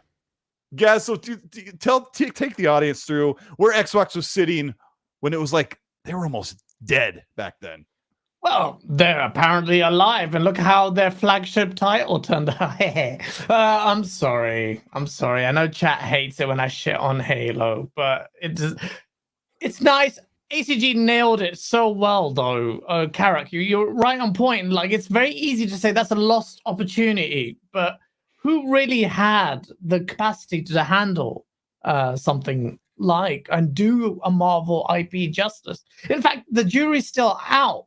An Xbox first-party studio can deliver a single-player, game like that really well. Yeah. Everyone's looking at Hellblade 2, which is, let's be honest, Ninja Theory. That's a sequel to very neat, kind of not niche. It's a No, third-person it's game. niche. Feel free. It is niche. Yeah, It is. yeah, I guess you can. Yeah. It's a very unique game, Yeah. but it doesn't fall into that staple of people want that PlayStation kind of game, just like they want PlayStation to have a first-person shooter that isn't absolutely like as well. So I'm not hung up about that.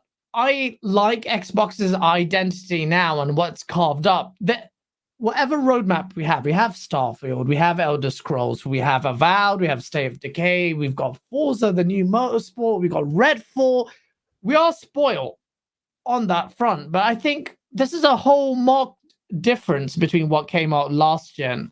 So I'm not worried. You know, Terry Myerson here, the guy was going to be the reason why Xbox was going to flop. Phil Spencer saved it. So just a little bit of perspective. ACG, the way you said it was just on point. Like, there's no way Microsoft had the capacity to do anything like that justice. Maybe now, but the jury's out. Like, at least show us what you're working on now. Well, the jury's also out when you even look at Sony can't always hit it with Days Gone. Not to be saying Days Gone is terrible, but it certainly is not of the quality, nor was it ever the quality of some of the other third-person games. Sony's blueprint is third-person. That is their blueprint, and that's okay. Yeah. So if anybody wants to have that discussion, reverse it and say, would Sony have been able to take a first-person shooter like Halo when we had seen only Resistance and a couple other first-person games? Probably not. It's okay. Yeah. It's okay to say, but nobody wants to go there. But it's absolutely okay to say that certain developers have very particular things that they're good at. Their systems were also different. So maybe a particular setup, especially back in the custom PPC days of the PS3 and stuff like that. Maybe there were different skill sets and different systems that did different things. I mean, look at Bethesda games on PlayStation 3. They were terrible. Like they had all kinds of issues. So yeah, dude, I mean, it is what it is. You're right, though. I had forgotten that one thing people don't realize is that Phil Spencer almost gave up Xbox. Remember, he was asked to give a full description of why Xbox should continue, and it took him a week. And it wasn't that he said, I don't want to run it. It's that it took him. Yeah, he's like, maybe it shouldn't.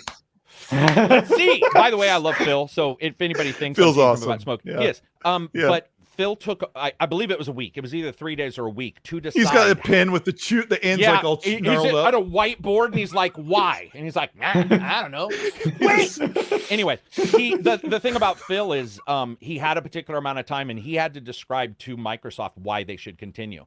One of the reasons is, of course, that his idea to move the entertainment spectrum from living room to streaming / cloud living room, which I think was intelligent. I also think a lot of people give the Kinect crap because technically in many ways it was, but the idea that people are very surprised Microsoft pushed the Kinect. The Kinect was the #1 selling peripheral of all time. All time. Yeah. Back in the Not day, yeah. sometime, all time. All time, So you, me, if we got together and said this video did 1 million billion gillion views, should we do another one? And I said, nope, that's the only one that'll ever do good. Let's not do it again. No, of course, Microsoft pushed that, right? And it didn't work. Yeah. And it didn't work with the proper people in those places. And by the way, I think a lot of people see Phil and see these people who I have liked. We talked about Jeff prior to the podcast. That doesn't mean they won't make mistakes as well. And I think that's one huge issue. People had a lot of love for Sony's prior president, prior to Jim. I'm spacing on his name. I like him. Sean Layden? Who he's single-handedly made one of the best games ever, or got it pushed, which was Concrete Genie, which is just, it's like Bob Ross on neon steroids. It's one of the greatest games, beautiful, pretty games I've ever played in my played a little life. bit of it. I haven't played it. But Sean had weaknesses too, and because all companies do. And I think that we just assume that you can translate things, and you can't. It's Nintendo. By the way, is the same way. Nintendo has very particular strengths and some huge weaknesses, and people don't. They think it's interchangeable. It's not, and it never will be, and it probably shouldn't be. I mean, isn't that what competition is? Yeah, I like the faults of each. They give them their identity as well as their successes. It's quite interesting to observe. Like a $1 trillion company like this falters. I said this last week. It's quite interesting to see how they have a propensity to fail so much. It kind of indicates the human element. That's something relatable. Yeah, so it is relatable, but nobody wants to relate to it because people like to lie to themselves and pretend they don't fail. But we fail every single day. Exactly. And it's like it's okay to say Microsoft fails multiple times. By the way, Quantum Break, huge failure. So I'll tell you another thing. Let's say somebody says Spider-Man could have easily been made by Microsoft. Great. They already made Quantum Break. That was shit. It's crap. Sorry. Are you telling me you want them to translate Spider-Man into that quality? Well, they don't have those studios. Like they worked with Remedy, like in a third-party situation. That back then they were working with all these other studios they didn't own on IPs that they might own. Yeah, even Alan Wake. Remember, like that was Remedy. Yeah, that was Remedy. Yeah, you're absolutely right. Yeah, they were. Isn't that interesting? This second part, I find the second and third party stuff way more interesting than the first party for all companies. I mean, it was really just Turn 10 making Forza, and then they had 343 doing Halo, and then they had Lionhead. State of Decay was what's. Yeah, they just didn't really have the studios. And then to compound it, as we kind of tried to drive that point home, is I don't think Xbox wanted to spend that kind of money. Activision did those amazing Spider-Man games you talked about. They were very middling, and dude, they were like they cost a lot of money. I don't know. I feel like they were $6 in a Ritz cracker box, and that's what they got paid. Those were terrible. Did you play Amazing Spider-Man? Yes. Yeah, bro. Yeah, like the Spider-Man Dimensions is beloved, but I think that was also Activision back in the day. No, you're right. The one where you could go noir, right? Noir Spider-Man. Oh, dude, that's just. I don't even like Spider-Man, by the way. But to me, I don't. I like the games, but I'm not a huge fan of him as a superhero. But those games were good. Sure. You're right. I'd forgot about those. Yeah, that's just few and far between. And I never thought of that when you said the Amazing Spider-Man game. Like if Marvel said, "Hey, you want to make some more of these?" and you look at what Activision doing, you're like, I never thought of that. Yeah. Let me grab a couple supers here. We've got about 1,200 people watching live. Hit the like button if you're having a good time. We should have 500 likes by now if you guys are having a good time here with ACG. And I've got Gaz here, the co-hosting. I've got a bunch of supers to get to. We've also got a couple of things to run in on the topics as I'm flying all over the place. But we got Percolator 9000. Thank you so much for the 5. He says, good to guy. Colt, hello, Gaz. Sorry I missed your birthday last year. Nice to meet you. Carrick, ACG. Thank you. Everybody says it's Gaz's birthday every day. It's a running joke when he said something about, I wish Phil Spencer would say happy birthday to me. And they thought, oh, it's your birthday? It's never stopped. And it's never stopped. It's ridiculous. Yeah. Danny Patch Official, thank you for the 5. He says, I spent 2 months playing Elden Ring and I didn't unsub. I should unsub. By the way, love your today's guest. Bring him back. Drawn TJ with the 5. Thank you, Drawn. He says, hey, guys, I'm going to be messy. Xbox buys EA after the deal closes. That's not super far out of, like, it's going to be an interesting year. I'll just say that. Embracer. There's bro, there's some money being discussed. Did you see CNBC almost bought? They were the ones who almost bought EA? EA. No, not EA. The one that just got bought. Oh my God. Not Bethesda. There was Activision. CNBC almost got Activision. Yeah. So CNBC, like, there is some huge amounts of money out there, man. Why gaming stuff is interesting? Why can't I have it? That's the question. Give me $1 million. Red Wolf, thank you so much for the 20. Says, oh my gosh, cousin Carrick, Papa Colt, and Uncle Gaz in one show. I can't believe it.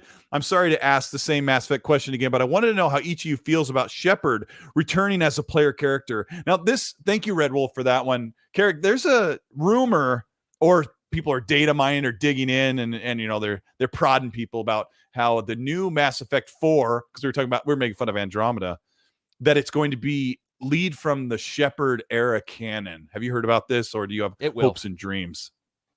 It will. It will? Yeah. Is this going to be the reemergence of Mass Effect to like what people love, if they can bring back Liara and Garrus? And I don't know if it'll bring back Liara and Garrus, but I mean, I think they've done enough indicators, and we do know that the ending that they sort of chose as canon was the one where Shepard breathes at the end of 3, which was Destroy, I believe. I could be wrong. They chose colors. Oh, I don't remember. Yeah, which one it was. That was mine that I chose, which was where the crash happened, and you see Shepard's, like, you see them go right at the very end, and it pops. I think it will, and I think that's okay. I think people get caught into the old, you need to completely change it, you know, blah blah blah. It's like, you know what? If it worked, man. People loved Shepard. Dude, it's honestly one of the favorite endings of all time ever in a video game was Mass Effect 1. Because I thought Shepard was dead. Like, it's in a crash, and then he comes out, and I'm like, America! Yeah! Like, I was by myself. And I was like, yeah! You know, I mean, and I don't get into, people know I'm not emotional in games. I'm like somebody will die in a game, and I'll be like, all right. So anyway. But I was stoked. But Shepard? Dude, I loved Shep. I loved the way he stumbled out of that concrete rubble. You were like, dude. Yes! And the music, because Jack Wall can nail music. And Jack Wall was just like, let me make love to these synths. And he was like, dur, dur. And everything was perfect. And I was sitting there going like, this is the greatest ending to a game that I have ever played. And Abzy, the guy on my podcast, he just played Mass Effect 1 like the trilogy. And he was like, Yes. dude, you've always talked about this. And he's like, I now firmly believe you. He's like, I've never had an ending like that where I was like, what the? This is great. Because he just never followed Mass Effect. And to me, why not hinge on the fans? Why not just say, yeah, that's what we're doing, man. Andromeda didn't work. We're just jumping. Those games hold up, though. Doesn't They even do. one holds up really dude, don't well. say that. Don't say even one. One is awesome. Even You know what? The I'm combat is gonna probably say what he's this talking right about. now. It's all Yeah. I almost give Mass Effect 1 my favorite over 2. for it is many, my many, favorite many over all of reasons. them. It is like the Story-wise. nerd's nerd of sci-fi. It's story like, wise. Story wise. gosh. Dude, great. we could do a Mass Effect. By the way, you guys ever? I did a walking the walk that was like 4 hours long on just Mass Effect, where all I talked about is like the behind the scenes and stuff, because that is Flash Gordon / Star Trek Yep, for Star Trek. fans, where we didn't get a Yep. Star Trek. And when you first see him and you're able to say like, oh, I want him to be an outsider, and then you have what's that actor's name? His commander, the black Admiral guy. Anderson, yes. Keith David. Keith David, and it pans back and he's like, what about Shepard? And I'm like, yeah, what about him? By the way, Mass Effect finished my 101st playthrough of Mass Effect 1 last week. Oh my gosh! I'm only I've Are like you 5 playthroughs. serious? I That literal spend number? like 101 cents counting. I spend like So more 30, 40 minutes making my Commander Shepard look just like of me. course. And in that opening scene, he goes, "It's like this." Oh, dude, yeah. It's yeah, right. Yeah, especially the old one where you make the Commander Shepard and you're like, this dude looks like a Harley Davidson. He's like he's badass, and he turns around and you're like, wow. It's like Popeye rode a motorbike in. It's There's bad. no glasses, so it's like Yeah, and he's It's just a like, derpy I'll Colt, save the day, and you're like, probably not, but we're gonna go with it anyway. Everybody trying needs to to be get, like- loved, Shepard. I was trying to get my jaw and my lips and everything, and my Oh, teeth dude. are just like, And remember back then with Mass Effect, the hair, it looked like baby doll hair had been thrown into super glue and then attached dramatically to his face. And Shepard's like, gets out of bed and he's like, hey, everybody, I'll save the world. And you're like, yeah, let's not, Shepard, man. You need to cook longer. Like, he was in nasty shape. you gotta go back. You gotta go back in time because in That's why I 07, stuck to the I was- default. I was Yeah, still probably. reeling from the prequels of Star Wars, and I sat down with Yep. Mass Effect 1. I'm like, this is better than Star Wars. Like, And why remember- aren't there games like this? Remember the music in the main was just synths, and all Oh, it was yeah, Mass Effect. yeah. If you hit the button, Tangerine it'd go, Dream. when you hit Yeah. A, it'd go like, and it would fade over Oh, the planet. yeah. And I rewound that, or not rewound it, but reset it like 4 times, just going. Now, admittedly, I'm a nerd, but I was like, this is awesome. This is awesome. We could do a whole show on with the this. synth. It's, Yeah, yeah. it's- Oh, We could do a whole Amazing. show on it because I remember there was the shoot, I forgot its name. There was the very soft theme that was for that Promethean beacon that speaks to you toward Yes. the end. It was a really beautiful song, and I'm like, where have I heard those synths? Oh, do you mean- I go to my car and it's Corey Hart. It's Corey Hart, yeah.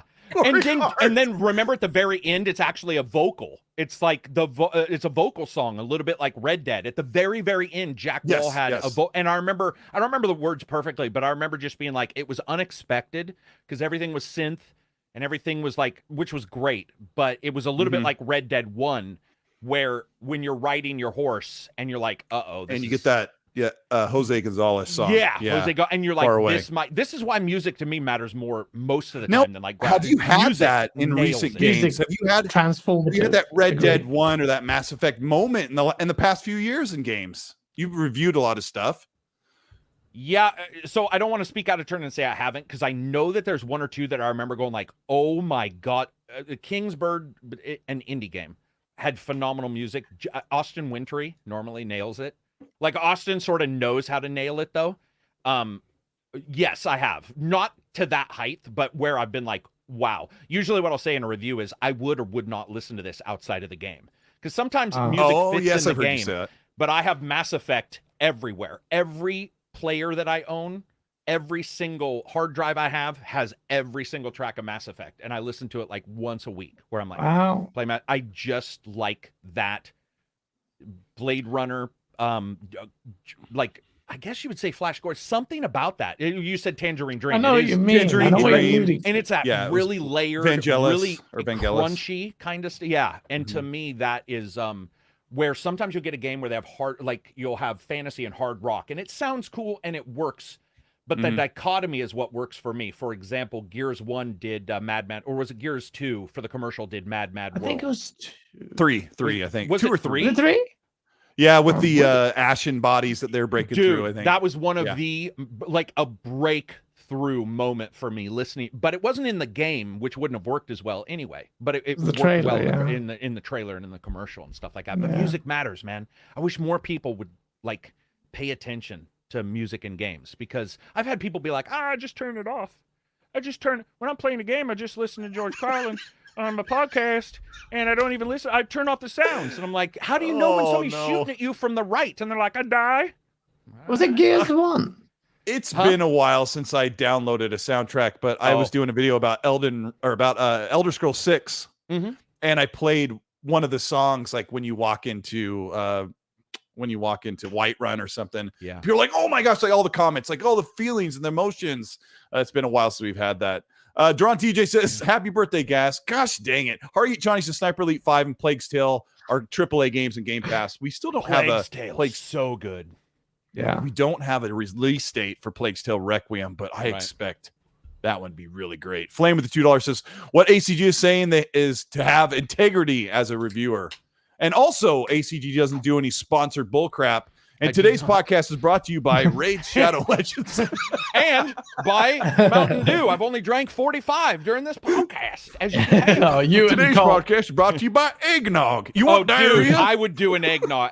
Seriously, I would do an eggnog. I would break my rule if they gave me yearly eggnog. I'd be like, all right, man. Can you imagine trucks be beep, beep, oh, my eggnog's here. Yes, I can't imagine that. And I would be fine. Yes. Camp Gaming, thank you so much for the $5. Says delays are disappointing, but some people spreading doom and gloom about the delays are the same people that are mad Halo wasn't delayed longer. Gaz, are we seeing a little bit of a contradictory there with the don't delay, please delay?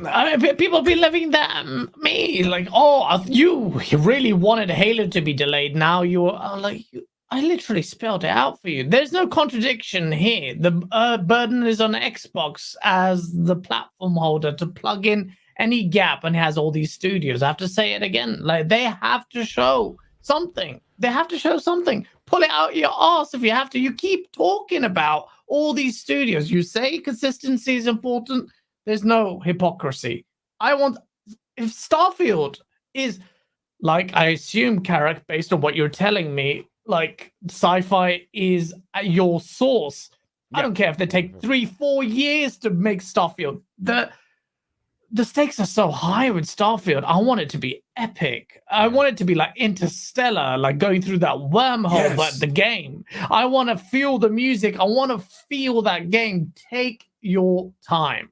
It's just that there's a burden on Xbox to really deliver, especially and to fill the time that's taking with other things. Yeah. And Sony has it as well. That's another thing that I don't like. A lot of people pretend Sony's releasing titles every week. They're like, man, it's what are we talking about? What exactly is occurring here? I do like that Sony has jumped to PC, though, and I hope that they continue. I think that is awesome to get more people to play their games. What's your prediction? When are they just gonna say, fine, our games are gonna release on PC and PS5 the same day? They're doing enough stuff switching around. It wouldn't surprise me. I do agree with people who say that they won't, because it might cause people to buy their system, where Xbox knows that if they sell a game on Microsoft's PC Windows platform, they're still selling a game on their platform. That's not the same for Sony.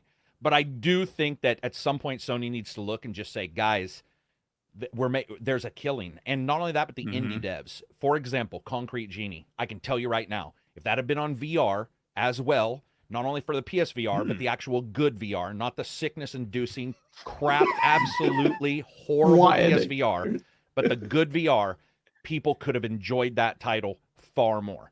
And that's awesome to me. The smaller, I wish Sony would sort of say, our second and the ones I don't know what the term would be, finance, those ones we're going to start doing all the time. I would love to see that. I would love to see it. Okay, well, I guess we'll. They just keep making more moves, and they've been saying They we're do. We're moving towards multi-platform. Sleeping Vistas with Australian 5. Thank you. Sleeping Vistas says I'm subscribing to Colt Eastwood, but you don't subscribe to Colt Eastwood. That's not the point. I'm making a point. People are like doing their social status. I just got a caramel macchiato. I unsubscribed to Game Pass. Whatever. Yeah. Dark Live CMF, journal. a good friend that I'm caramel macchiato with eggnog in it. Dark CMF is another guy that I'm going to meet in LA soon. He says, "Happy birthday, Gaz." Oh, you love to see it. Garuda and Truda, thank you for the Australian 5. Says only Dick Wingbat coming to Game Pass can save Xbox. All hail Dick Wingbat. Hey, Carrick, we were doing Gaz's podcast but it sounds good. on Go Live, and we were talking about, you're going to love this. We were talking about Gotham Knights, and Gaz's co-host, Asa, didn't know what Darkwing's name was. Was it Darkwing? Is that his name? Yeah, now I don't know. And he called him Dick Wingbat. And he thought it was the right name. We had a good laugh over it, but Dick Wingbat saves the day. Detective Seeds, our D crew. Thank you so much for the $100 super chat. He says, great group for a podcast. Cole, ACG is a great guy to talk with, and I appreciate his constant hard work. $100. It's very, very cool. It's one of the great perks of being able to do a show is sitting down and talking to people that you admire their work. So thank you so much. Mike with the Canadian 10 says, even Insomniac wouldn't have been able to make Spider-Man the way they did if it weren't for the groundwork laid out by Sunset Overdrive. It was just a perfect fit at the time. Yeah, that's true. That traversal, right? Was kind of their traversal in that game. I don't even like Sunset that much compared to most other games. That game's traversal, like that's pretty much what you hear from everybody. Is that the traversal nails it? You get the Jet Set Radio, Tony Hawk like thing going on. Sliding vibe and just the fluidity of the character movement is beyond what most other games can do. The really not real Don Matrick with the $2 super chat says, how quickly you turn your backs on me. Don went to Zynga, and then who knows?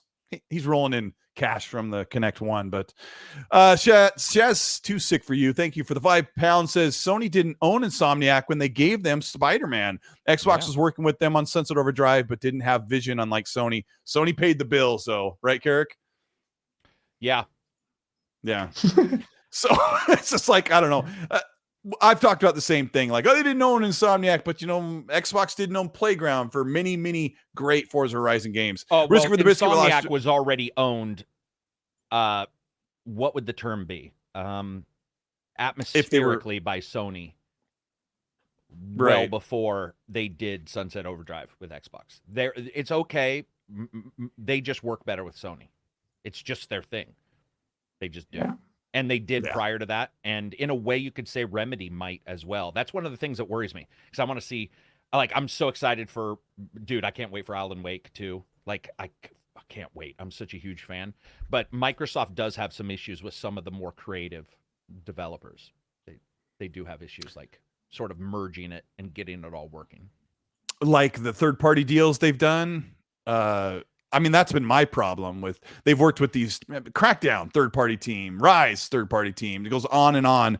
So a lot of people say, can we trust Xbox to manage these studios? Well, historically, they haven't really managed many studios, and now they're overloaded with studios.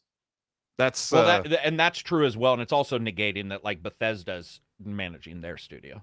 As nothing, there's no overall, from what everybody says, there's no oversight from Microsoft in that aspect. So they're their own publishing arm and everything. But yeah, Microsoft, they just, dude, we've seen Microsoft can do some things with very specific, for example, Gears of War and Halo are phenomenal series. Somehow they just hit those, right? But their third person games, they don't hit. And then you look at Sony, and Sony can't hit first person. I don't know what it is. It's almost like the creativity for both teams is just different. There's just some for both management teams is just different. It'll be hard on Microsoft for sure because there's a lot of companies. I think it's difficult to even put yourself toe to toe with Insomniac because they're a special team that nobody has been able to replicate. They have been since day one. Go look at their release stuff. You're just it's like a who's who of awesome games. Didn't they pay $8 million or something for them? Microsoft could have back in the day, baby, when things went for their normal price instead of the inflated bullcrap they go for now. That is our next topic. Let me grab a couple more here. Risk it for the biscuit says Gazlo's false teeth are worth every dollar. Shiny, real teeth, not false. Tony my Homewood with the birthday. £5 says Epic used a piano version of Mad Worlds and Gears when you. Dom. I think he sent that before you said that, which is great timing. The Red Wolf with the $2 says, Gaz, can we get an auto-tune Carrick, Colt, and Gaz? Oh gosh. Hey, welcome to XNC with Carrick and Colteastwood. It's 2 a.m. I hate you for making me do this. I don't think you do. Welcome to 3 2005. Hargy Johnny says with a $5, thank you, Hargy. It says, I'll point out that Sony only has 2 fewer studios than Xbox, and they're also not releasing games. They are getting Forspoken, but we're hearing rumors that Forspoken could also be delayed, but I don't know if I believe that this far in. Why? Dude, Forspoken is not. I'm sorry, man. Yeah, I don't know. Man. Nothing. I'll just mumble my way through this.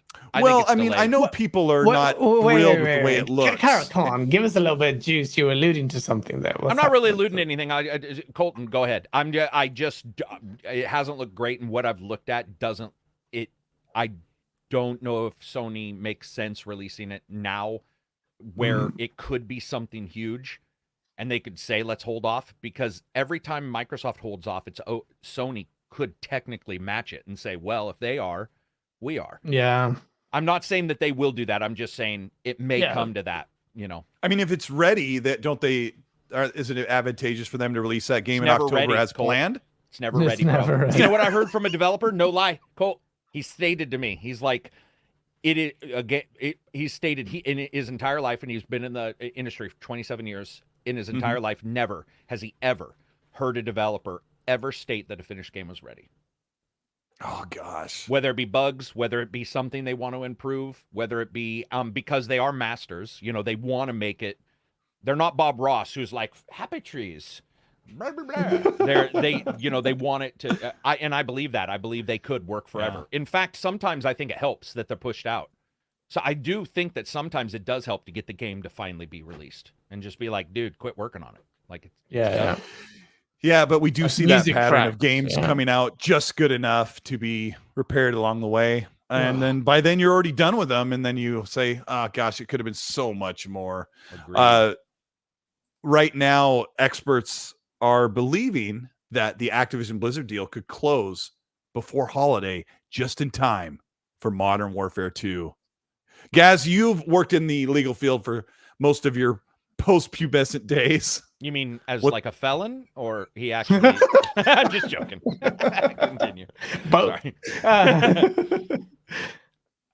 You've talked quite a bit about there's no way FTC, blah blah blah, and all these other lawyers' terms. Some are really thinking that Xbox is pushing hard right now to speed up this acquisition to be closed before the holiday. I don't think you it's sound very incredulous about this. But that's not based on any legal insight into the deal. Of timing for things to happen, right? Yeah, exactly. One, the scale of the deal. Two, you have to understand this is actually largely a political exercise. It's FTC's emboldened and ready to make an example. Yeah. You can't ignore $70 billion. Microsoft as an organization has never spent this much money. This is the scale we're talking about.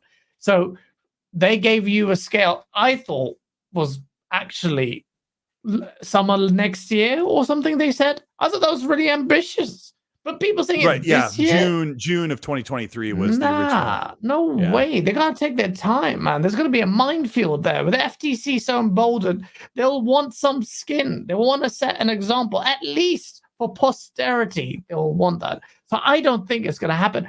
The statement itself was actually very self-serving. A lot of it is posturing to give, like Microsoft telling you, shareholders and everyone, it's just like everything is going okay. But if you see like what the wording they employed was, look, it's going well, but we're still at the start of the long race, but the start is going well. And they admit it themselves. So I would tell people to scale back their expectations.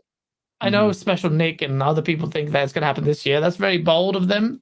It's happening next year, in my opinion. I'll be shocked if it concludes this year. I'll be genuinely shocked. I would That's not the lawyer speaking, just a pundit. But I mean, that's one of the things like I used to do is have to work on contracts. They were multi-million, not multi 100 million or whatever, but Yeah. and a couple did come under, you know, you have to make sure everything's fine. But I will say Microsoft has lawyers whose job is to identify if something has a possibility of going through before telling Phil, hey, bro, go buy that.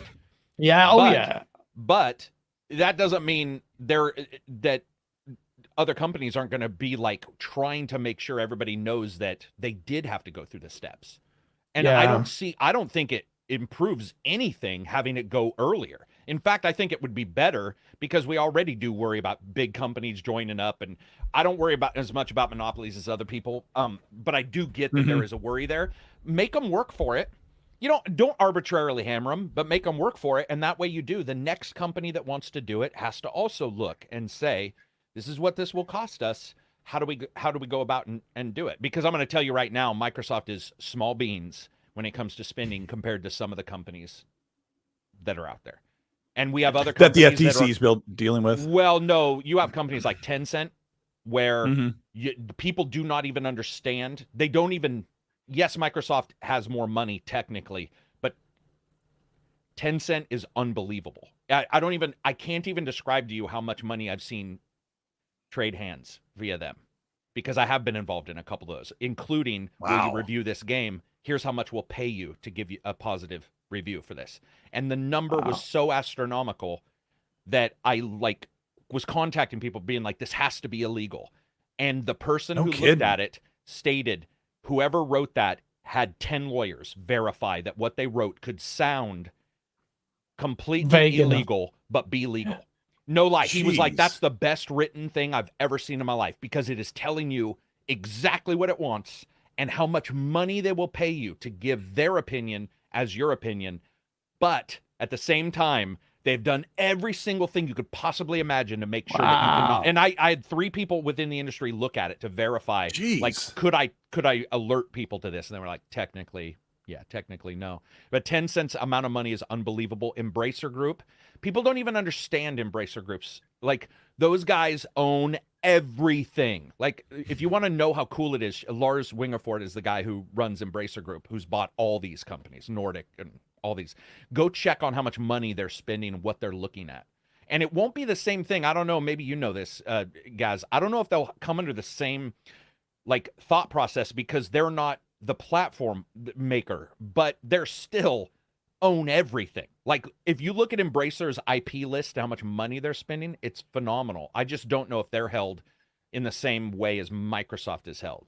Do you know that? I think the FTC's prime manifesto is to see, one, the health in the industry and how adversely affect competition. That's where Embracer might actually skate away. It's like, well, that's exactly what I've been wondering, is if they'll sort of slide away, where they'll get away with some of these, because, dude, they've been spending money. You guys, man, go.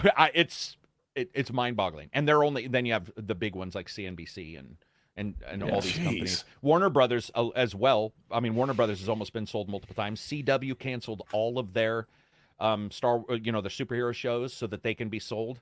And a lot of people think that those IPs are also being aimed for games as well. So whoever buys these different ones has to. And Disney's back in the game, which is weird because they destroyed their entire development. Company. What was it? Disney Infinity. And they had entire teams, fired them in one day, and now they're starting. Yeah, they had a BlackRock studio that did some little things. And... Dude, I like Disney Infinity. I'll admit it. You do? I have every. I'm gonna stop. We got both of them, but we've got a basket full of statues. But Skylanders. Yeah, I never did Skylanders, but we bought both platforms of the Disney Infinity 2.0 and the 1.0 or whatever. And now I don't know what to do with them. We did a yard sale. I'm like, I wonder if these would go. Nah, probably not. But collectors. They did. Disney Studios did Split Second, that little destruction racer. Yeah, that was really great. It was. It was gem. So what's the probability that, if people are talking that this deal could close, what's the probability of somebody hearing that FTC is just about ready, and then you've got you got to go through the EU, and maybe they're a lot further ahead than they thought they would be? I don't know where this talk comes from.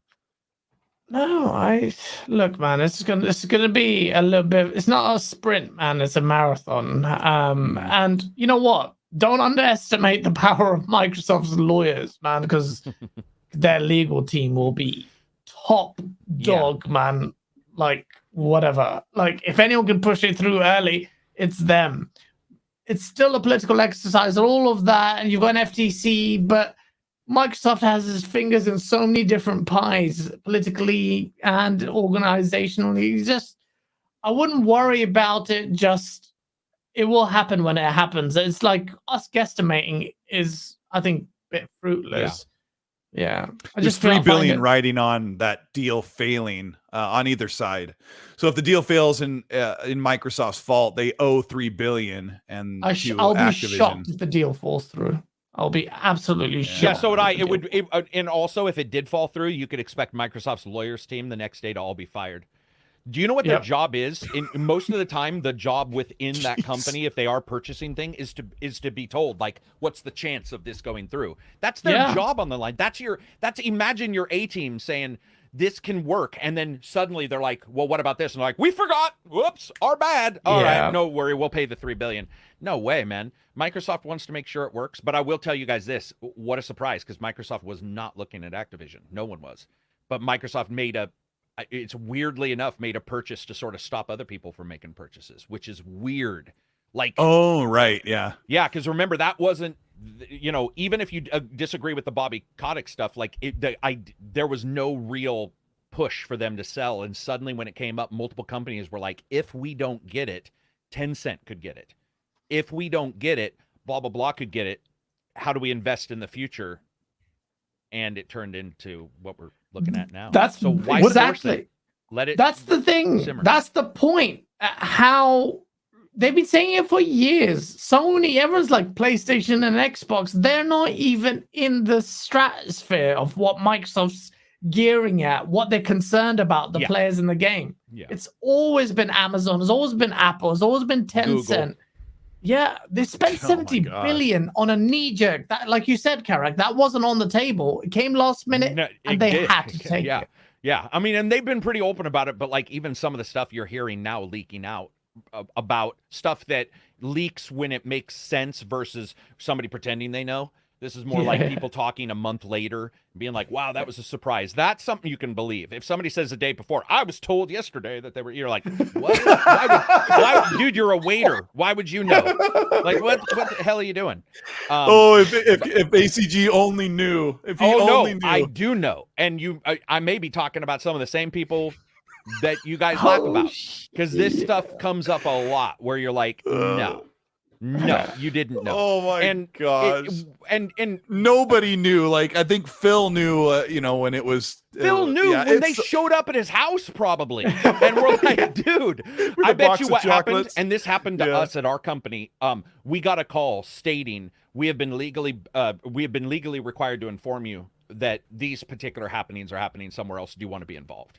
What usually, or sometimes ahead of something can say, we're thinking about doing something. Would you like to have a meet and greet and talk about it? Same thing that's happened with Sega, 5 times now, where you hear about a president for a platform, go talk to Sega. They're not showing up and being like, let's play some Virtua Fighter, guys. That's not what they're doing. They're showing up because Sega's like, hey, this is what we want to do in the future. Do you want to be involved in a layer that is different? And Sony got burned by this because Sony pretended that they didn't credit and fund Shenmue. And they got burned by this very secrecy by pretending they didn't. And then the very next day had to go out and say, yeah, we lied. Yesterday we said we had nothing to do with Shenmue. And today we're actually admitting we are the ones who funded it. You have to be open. Some of these companies have to be open. But there's also this sort of gamesmanship that goes on. And shout out to the waiters that heard about the Activision deal a month before it happened. It's amazing. Whatever. Like it doesn't even nothing. Whatever. Yeah, it is. Dark CMF, the $5 is great discussion. Loving the panel in the chat. 2 things: don't feed the trolls. Yeah, right. 2, hit the like button. 19 days to Xbox Showcase. Not that I'm counting. Thank you, Dark CMF. And Hargy gives a little bit of a little bit of insight about the FTC thing. He says, "Thank you, Hargy, with the $10." He says, "Keep in mind, FTC has a deadline to sue to stop the deal if they want. It won't take much longer there. The issue is the other parts of the world. If the others are in process already, it could happen." Thoughts? Is Hargy happen? I think Jez Corden of Windows Central thinks we have like 3 or 4 more years left on this planet till we all go to heck. But Hargy Johnny with the $5 says Tencent isn't going to get anything in the U.S. for a while. FTC is already investigating their current positions with Epic and Riot. Hey, real quick, what's that Yeah. person's full name? Hargy Johnny. Johnny? Johnny. Chani. We have an ex-Sony employee whose last name is Hargate, and I thought that's who it was. I was going to say hi. Yeah, I mean, he's in our Discord, and it's a unique last name, so I thought that was the same person. Yeah, I mean, anything can happen. Who knows? How long is a piece of string? That's the answer. Yeah, exactly. Why do we worry about it too?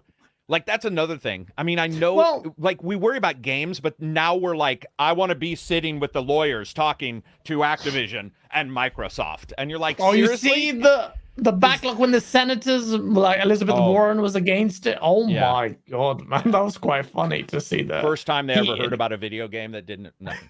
I'm just, now I'm going to get really rude, but yeah. Yeah, no, but the reason why people are excited, I'm excited about it and want the deal to go through is because a lot of people are, I think, correctly enthusing the fact that in a backdrop where consolidation is happening like all over the place, Microsoft is deadlocked because of ABK. And now you got Sony that's more maneuverable. So they just wanted to go through because for some reason, ZeniMax wasn't enough. They want more. They're talking about more publishers beyond after ABK. Like, what? They just want Microsoft to own the world. But there's this appetite for more news. I find that so crazy to me. It's like, Microsoft has enough studios, man. Just churn out good I think the games. ones that want an armchair and like Carrick says, like, they want to jump in and they want to know what's going on. There's the same people. They're like, they dig into LinkedIn and they're like, I want to peek through the blinds in the studio. God. I want to see where they're at. Right. Like, it's not even our business. There was a recent thing that came out that said such and such game is in development hell. Like, that was, I think it was, there was a rumor that Starfield is in development hell. It's like, that is not any of our business. Every game is in development hell. No, but you can say that, but we want to know because it's passion. Like, so Sure. It's like, I don't think we're saying you don't want to know. We're saying when it becomes unhealthy, what the hell are you doing with your life? Go out and touch grass, as the kids say. I just say go out and, go out in the sun. It's that big glowing orb. Stand outside for a little while. I totally agree with excitement. I absolutely side with excitement. I get that. What I'm saying is when you get the unhealthy stuff where people are spending hours like pretending that they were a waiter who overheard the Activision sale. And you're just like, dude, seriously, man, that's unhealthy. Like, sorry. I love it because it really is. Like, there's people who they know everything about every football player or their favorite sport. They know it's all part of the passion. But one last thing is Jeff Keighley's Summer Games Fest. He made kind of an announcement today about the show, and people took it in the wrong. They took it in the wrong context. I think even Gaz might have not quite understood what he said, but he said there's going to be less third-party content because of Summer Games Fest, and I think people assumed, Gaz, that meant there was going to be a lot of exclusives at the show, like PlayStation. That's not what he meant. That is not what he meant. Carrick, did you see this statement from? That's not what he meant. What he meant was there were multiple events and it's just spreading thin, right? With announcements. That's what I read. Was that he was saying that there was another event and so not all of the stuff would be shown on his show? I thought he was saying that there will be less isolated events, like EA won't do an event. They're going to come to Summer Games Fest. Capcom won't do their own event. They're just going to chip into Summer Games Fest. I think that's what he was. So you mean he was more pimping his own thing? Oh, absolutely. So I didn't. So here's what I took it as. I did not. And I'm going to grab the tweet while you're talking. Because to be honest, I don't care at all what Jeff Keighley says about anything. So like what I read when it popped up, I just read it as him saying that there was another event, which meant that people weren't going to make trailers for each separate thing. That's for whatever reason. That's how I took it. Geez, where is it?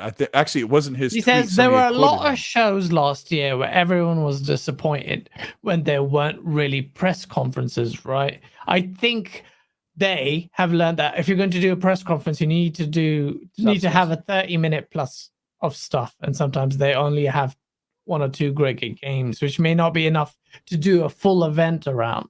So I think it's going to be a bit of a shift. I have a pretty good sense of what's coming the next month, and I think people will be hyped about games in general. That's just fluff. There's still That's a all lack fluff. of games. Yeah, thank you. Yeah. Somebody else who calls all that verbiage what it is. Yeah. I think there might possibly be a thing in the future, maybe. Yeah. That's game's coming soon. What it is. Stay tuned. That's exactly what it is. If you read that again, that is quite. I think that possibly, maybe you're just like, dude, seriously, man. It's the most circular statement out It there. I was really all is. right, I'll just shove my head up my own ass. But yeah, that's Everybody's split on the Canadian, as I call him, the Canadian Ryan Seacrest. I've been following Jeff Keighley's stuff for quite a while. Like he's like, yeah, I look at him as like the Ryan Seacrest of gaming. Like he's out there, he's on every show he can be. And personally, I think as my voice cracks, personally, I think that him diving in and taking over E3 as it was like being put in his own grave, it's kind of a good thing. But I want to get your guys' take on this because he's basically built a platform where everyone can come together and bring their content into one show. AC, I mean, you say you don't care about what Jeff Keighley thinks, I don't take it wrong. I think he's awesome. You're not going to hurt my feelings. No, I think he's awesome. I've loved his stuff since he was having Michael Pachter on his podcast, just high on crank, whatever Michael Pachter was always high on, just talking about like how some new game, like, you know, GTA 7 was going to be released before 5 because they just thought that they should skip 2. Like, dude, Michael Pachter is amazing. The guy's nuts. Yes. I tease him because he is good. Like, it's hard to describe. I tease people I like. So like the reason why I joke about Phil Spencer smoking pot all the time is because he's somebody that I actually enjoy talking and teasing and sort of goofing around, seeing what he's saying. The same thing with Jeff. I have no issues with him at all. And I think it's awesome that he did step forward because E3 was going weird. And if E3 didn't handle it, then you might have somebody you don't, they were already going weird. You might have somebody you don't want handling it. Jeff has always been fairly positive on games. Everywhere he was, just games. Like, he never really came across as a guy who's like, Sony's the best, so I'm going to pretend like Microsoft, I think that's cool. He's put his own money and time forward as well, which a lot of people who talk a big game will not do. That's a very good point. I don't know how much money skin he has in the game. A great deal of his own time, money, investment. Businesses have been created just for this. His effort. I'll just say this: money to get the money is still money. Yeah. So if I drive to the bank to borrow money, I'm still spent a little money driving to the bank. But you can bet Jeff is invested.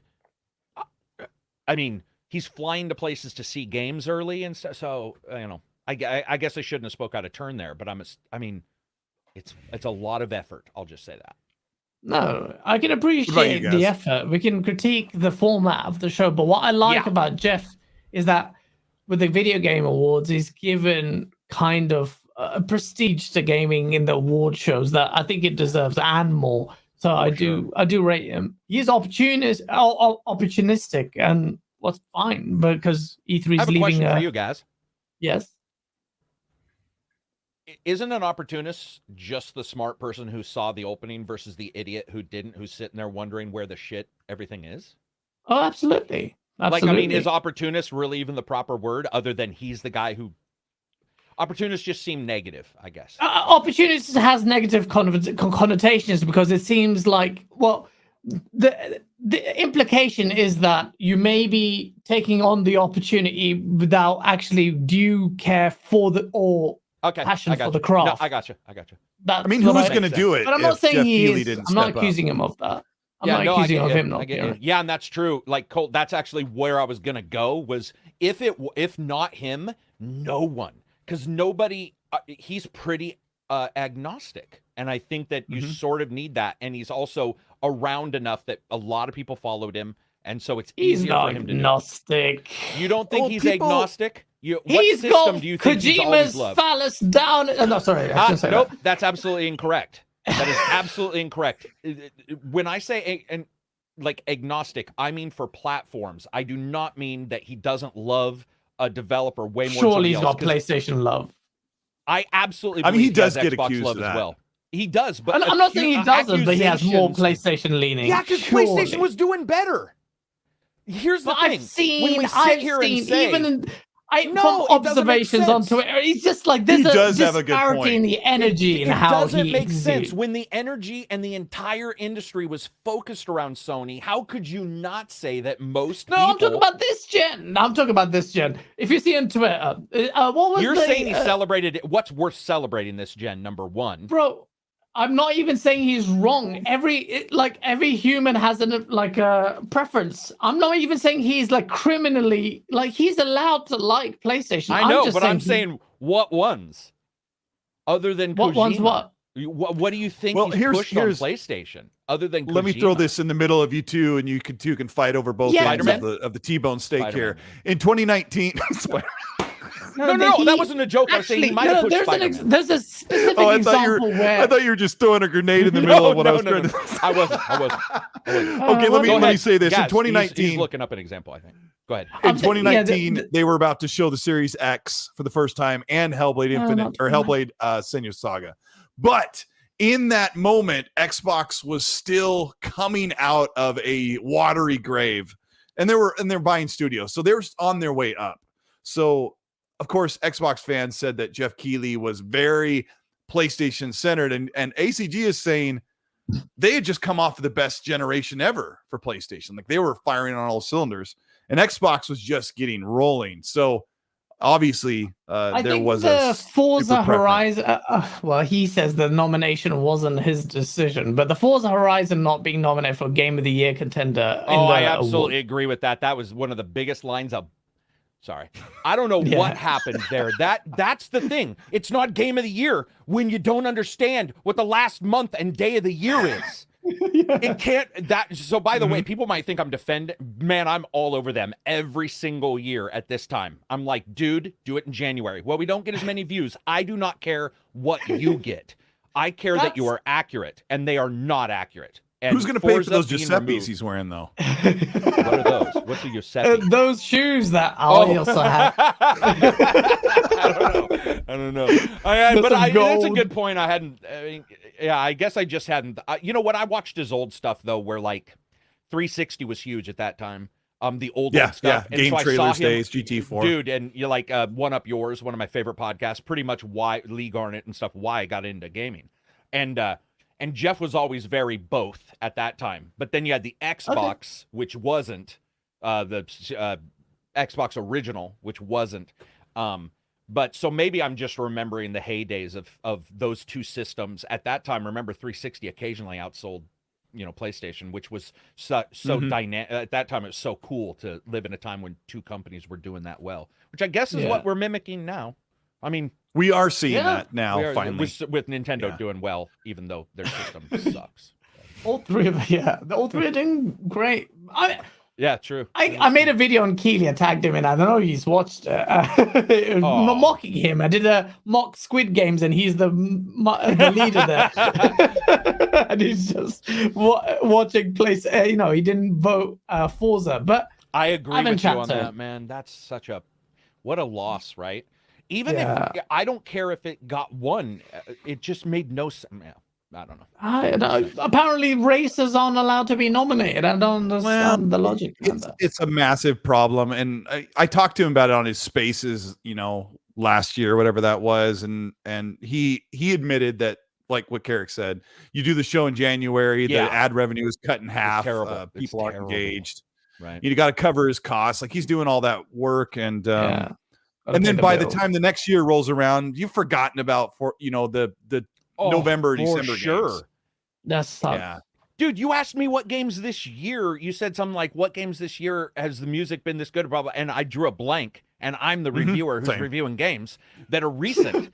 So let alone a random person, by the way, all these people, given the scores are just reviewers who may even play less games, and may not even reviewed the game. And so it's like, they could forget easy. It could be very easy to forget.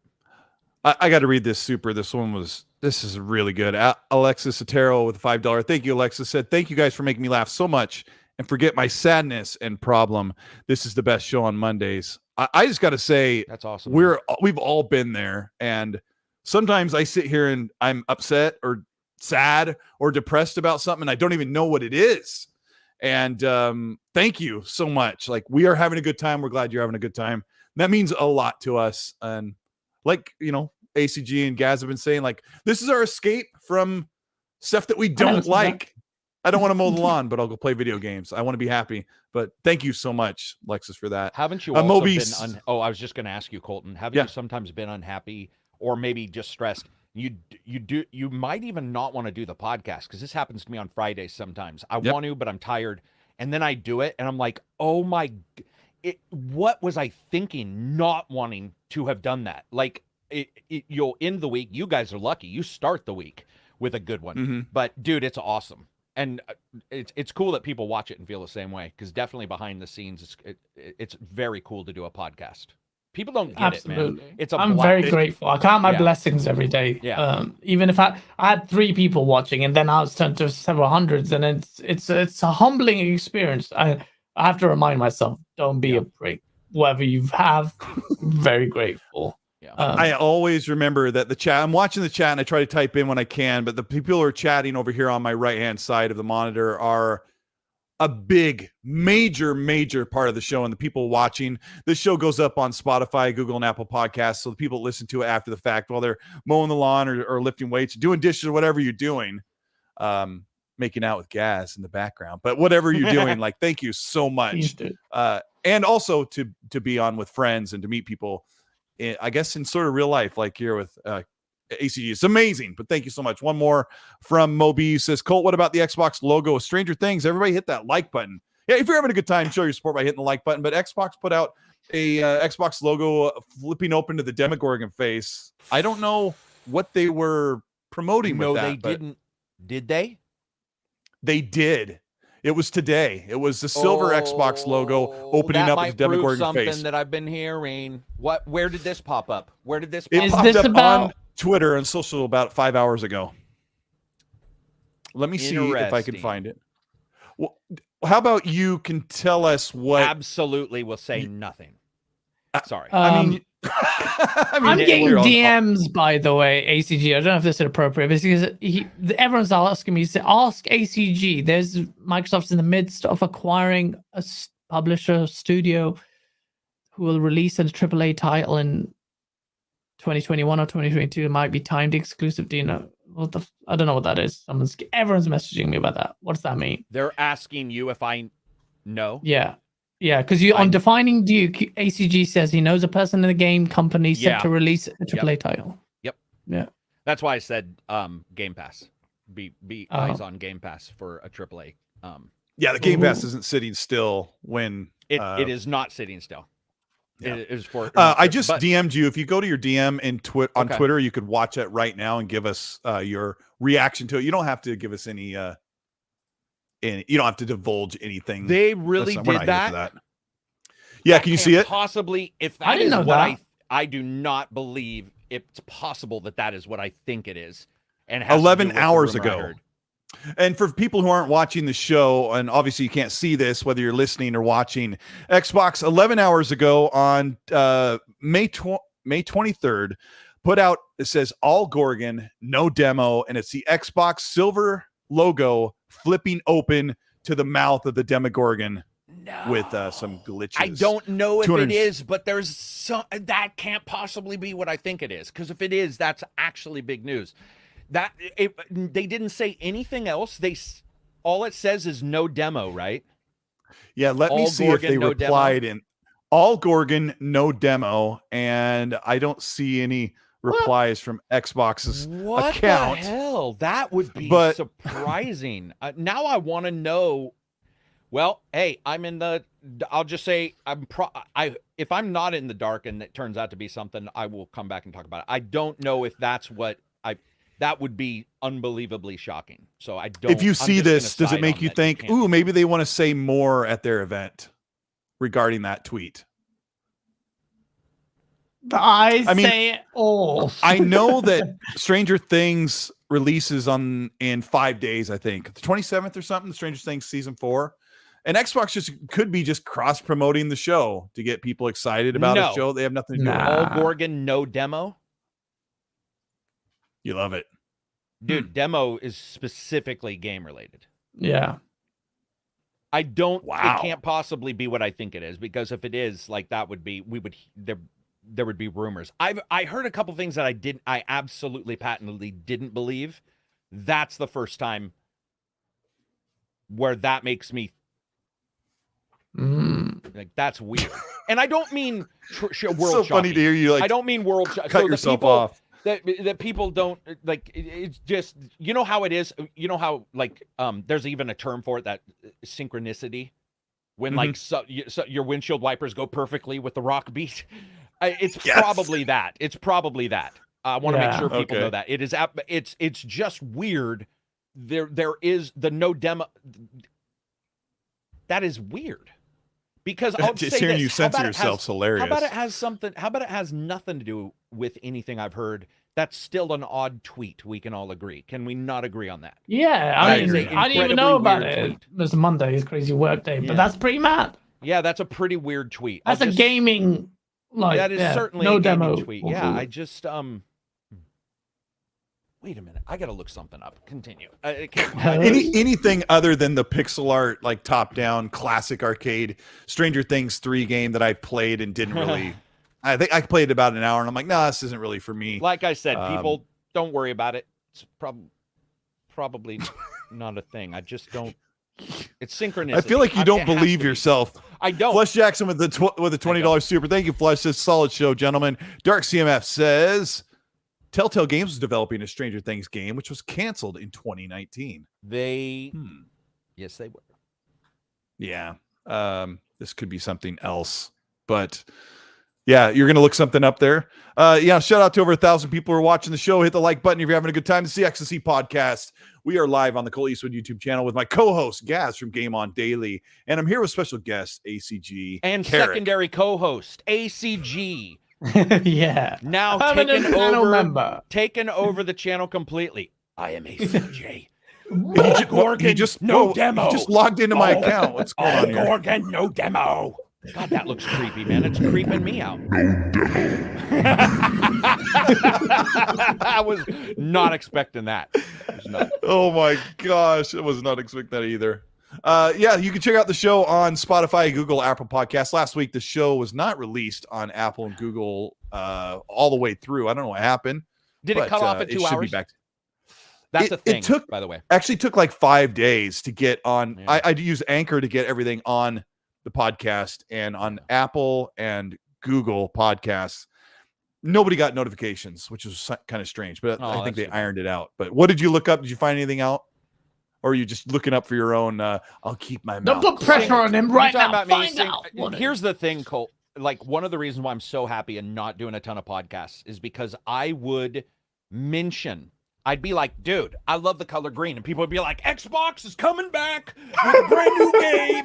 Blah, blah, blah. And that's half my fault, because I do know people who work at Ubisoft and a couple others and have leaked things like Primal and a couple other small things. But then there were a couple other big things that I talked about, and some have been right and some have been wrong. But I just, it's not healthy. And I was seeing people on like leaks and rumors on Reddit posting and being like, hey, man, like this might happen, and he was right about this, and I'm like, guys, it's not me. I'm just not a huge fan of the rumor mill. I get excited, and that bothers me because I want to get excited. That excites me because I thought it could be related to something else, but my excitement I do have to temper, because then didn't we both get in a little bit of hot water with people in the community about Dying Light 2 being a possible acquisition or what the heck was going on? I remember you had talked about it a little bit on, and I did a video about how there was these things pointing to a timed exclusivity deal or maybe Techland being bought by Xbox. And like that. I'm sorry.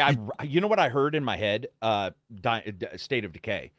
Dying Light. Oh no, Dying Light 2. Yeah, for Techland for sure. About a year ago. Yeah, no, that's not kind of messy. It is kind of messy, but that's not real thing either. Techland's been pretty open that they will work under Epic or under other exclusivity patterns. So don't assume that they don't talk to an Xbox, or I don't think I did. On it. I usually don't. It's too messy. Yeah, it does get a little dicey when people like dissect little words. I think what was the great quote you said pre-show about? I said you could change the word to the, and all of a sudden people are going and crazy. Or. Entire religions are based on changing a simple and or to the other. Like, it's dangerous. Yeah, it's so crazy that one mistake, you know.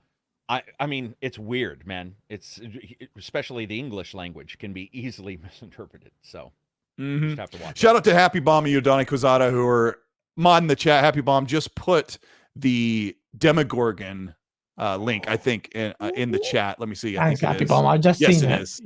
Yeah. So if you're watching the show, you can hit that and see what we were talking about.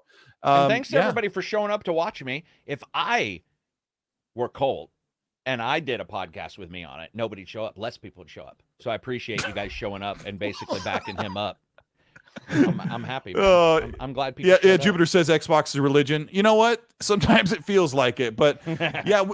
Let me. I think we've got. That is pretty much it. There's a couple other things I want to talk about, but I think we pretty much covered it. It's super late. Thank you so much for being here for the show. This is the XNC Podcaster, also the Xbox Newscast show.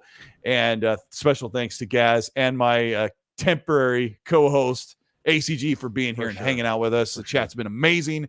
Hit the like on the way out. You guys are fantastic. This will be up with timestamps. Also, it will be up on your favorite audio on demand. What are you laughing at, Gaz? Oh my gosh. It's just ACG just doing some next level He's got the inverted. Gorgon, no demo. It's funny because I was going to get a picture of him to put on my promo tweet, and that was one of the him doing that. Yeah, was one of the. Well, just get a picture of Dan Bilzerian. Looks the same anyway. Oh my god! Wow, that's a blast from the past name. Yeah, thanks for having me, man. It's been a blast. I definitely appreciate it. Sorry, it's been long and happening. It's crazy. And ACG was telling me he was doing like 6-7 shows a week. He was covering everything from eggnog addiction to diapers. Airsoft, and it was RC cars. It was ridiculous. Yeah.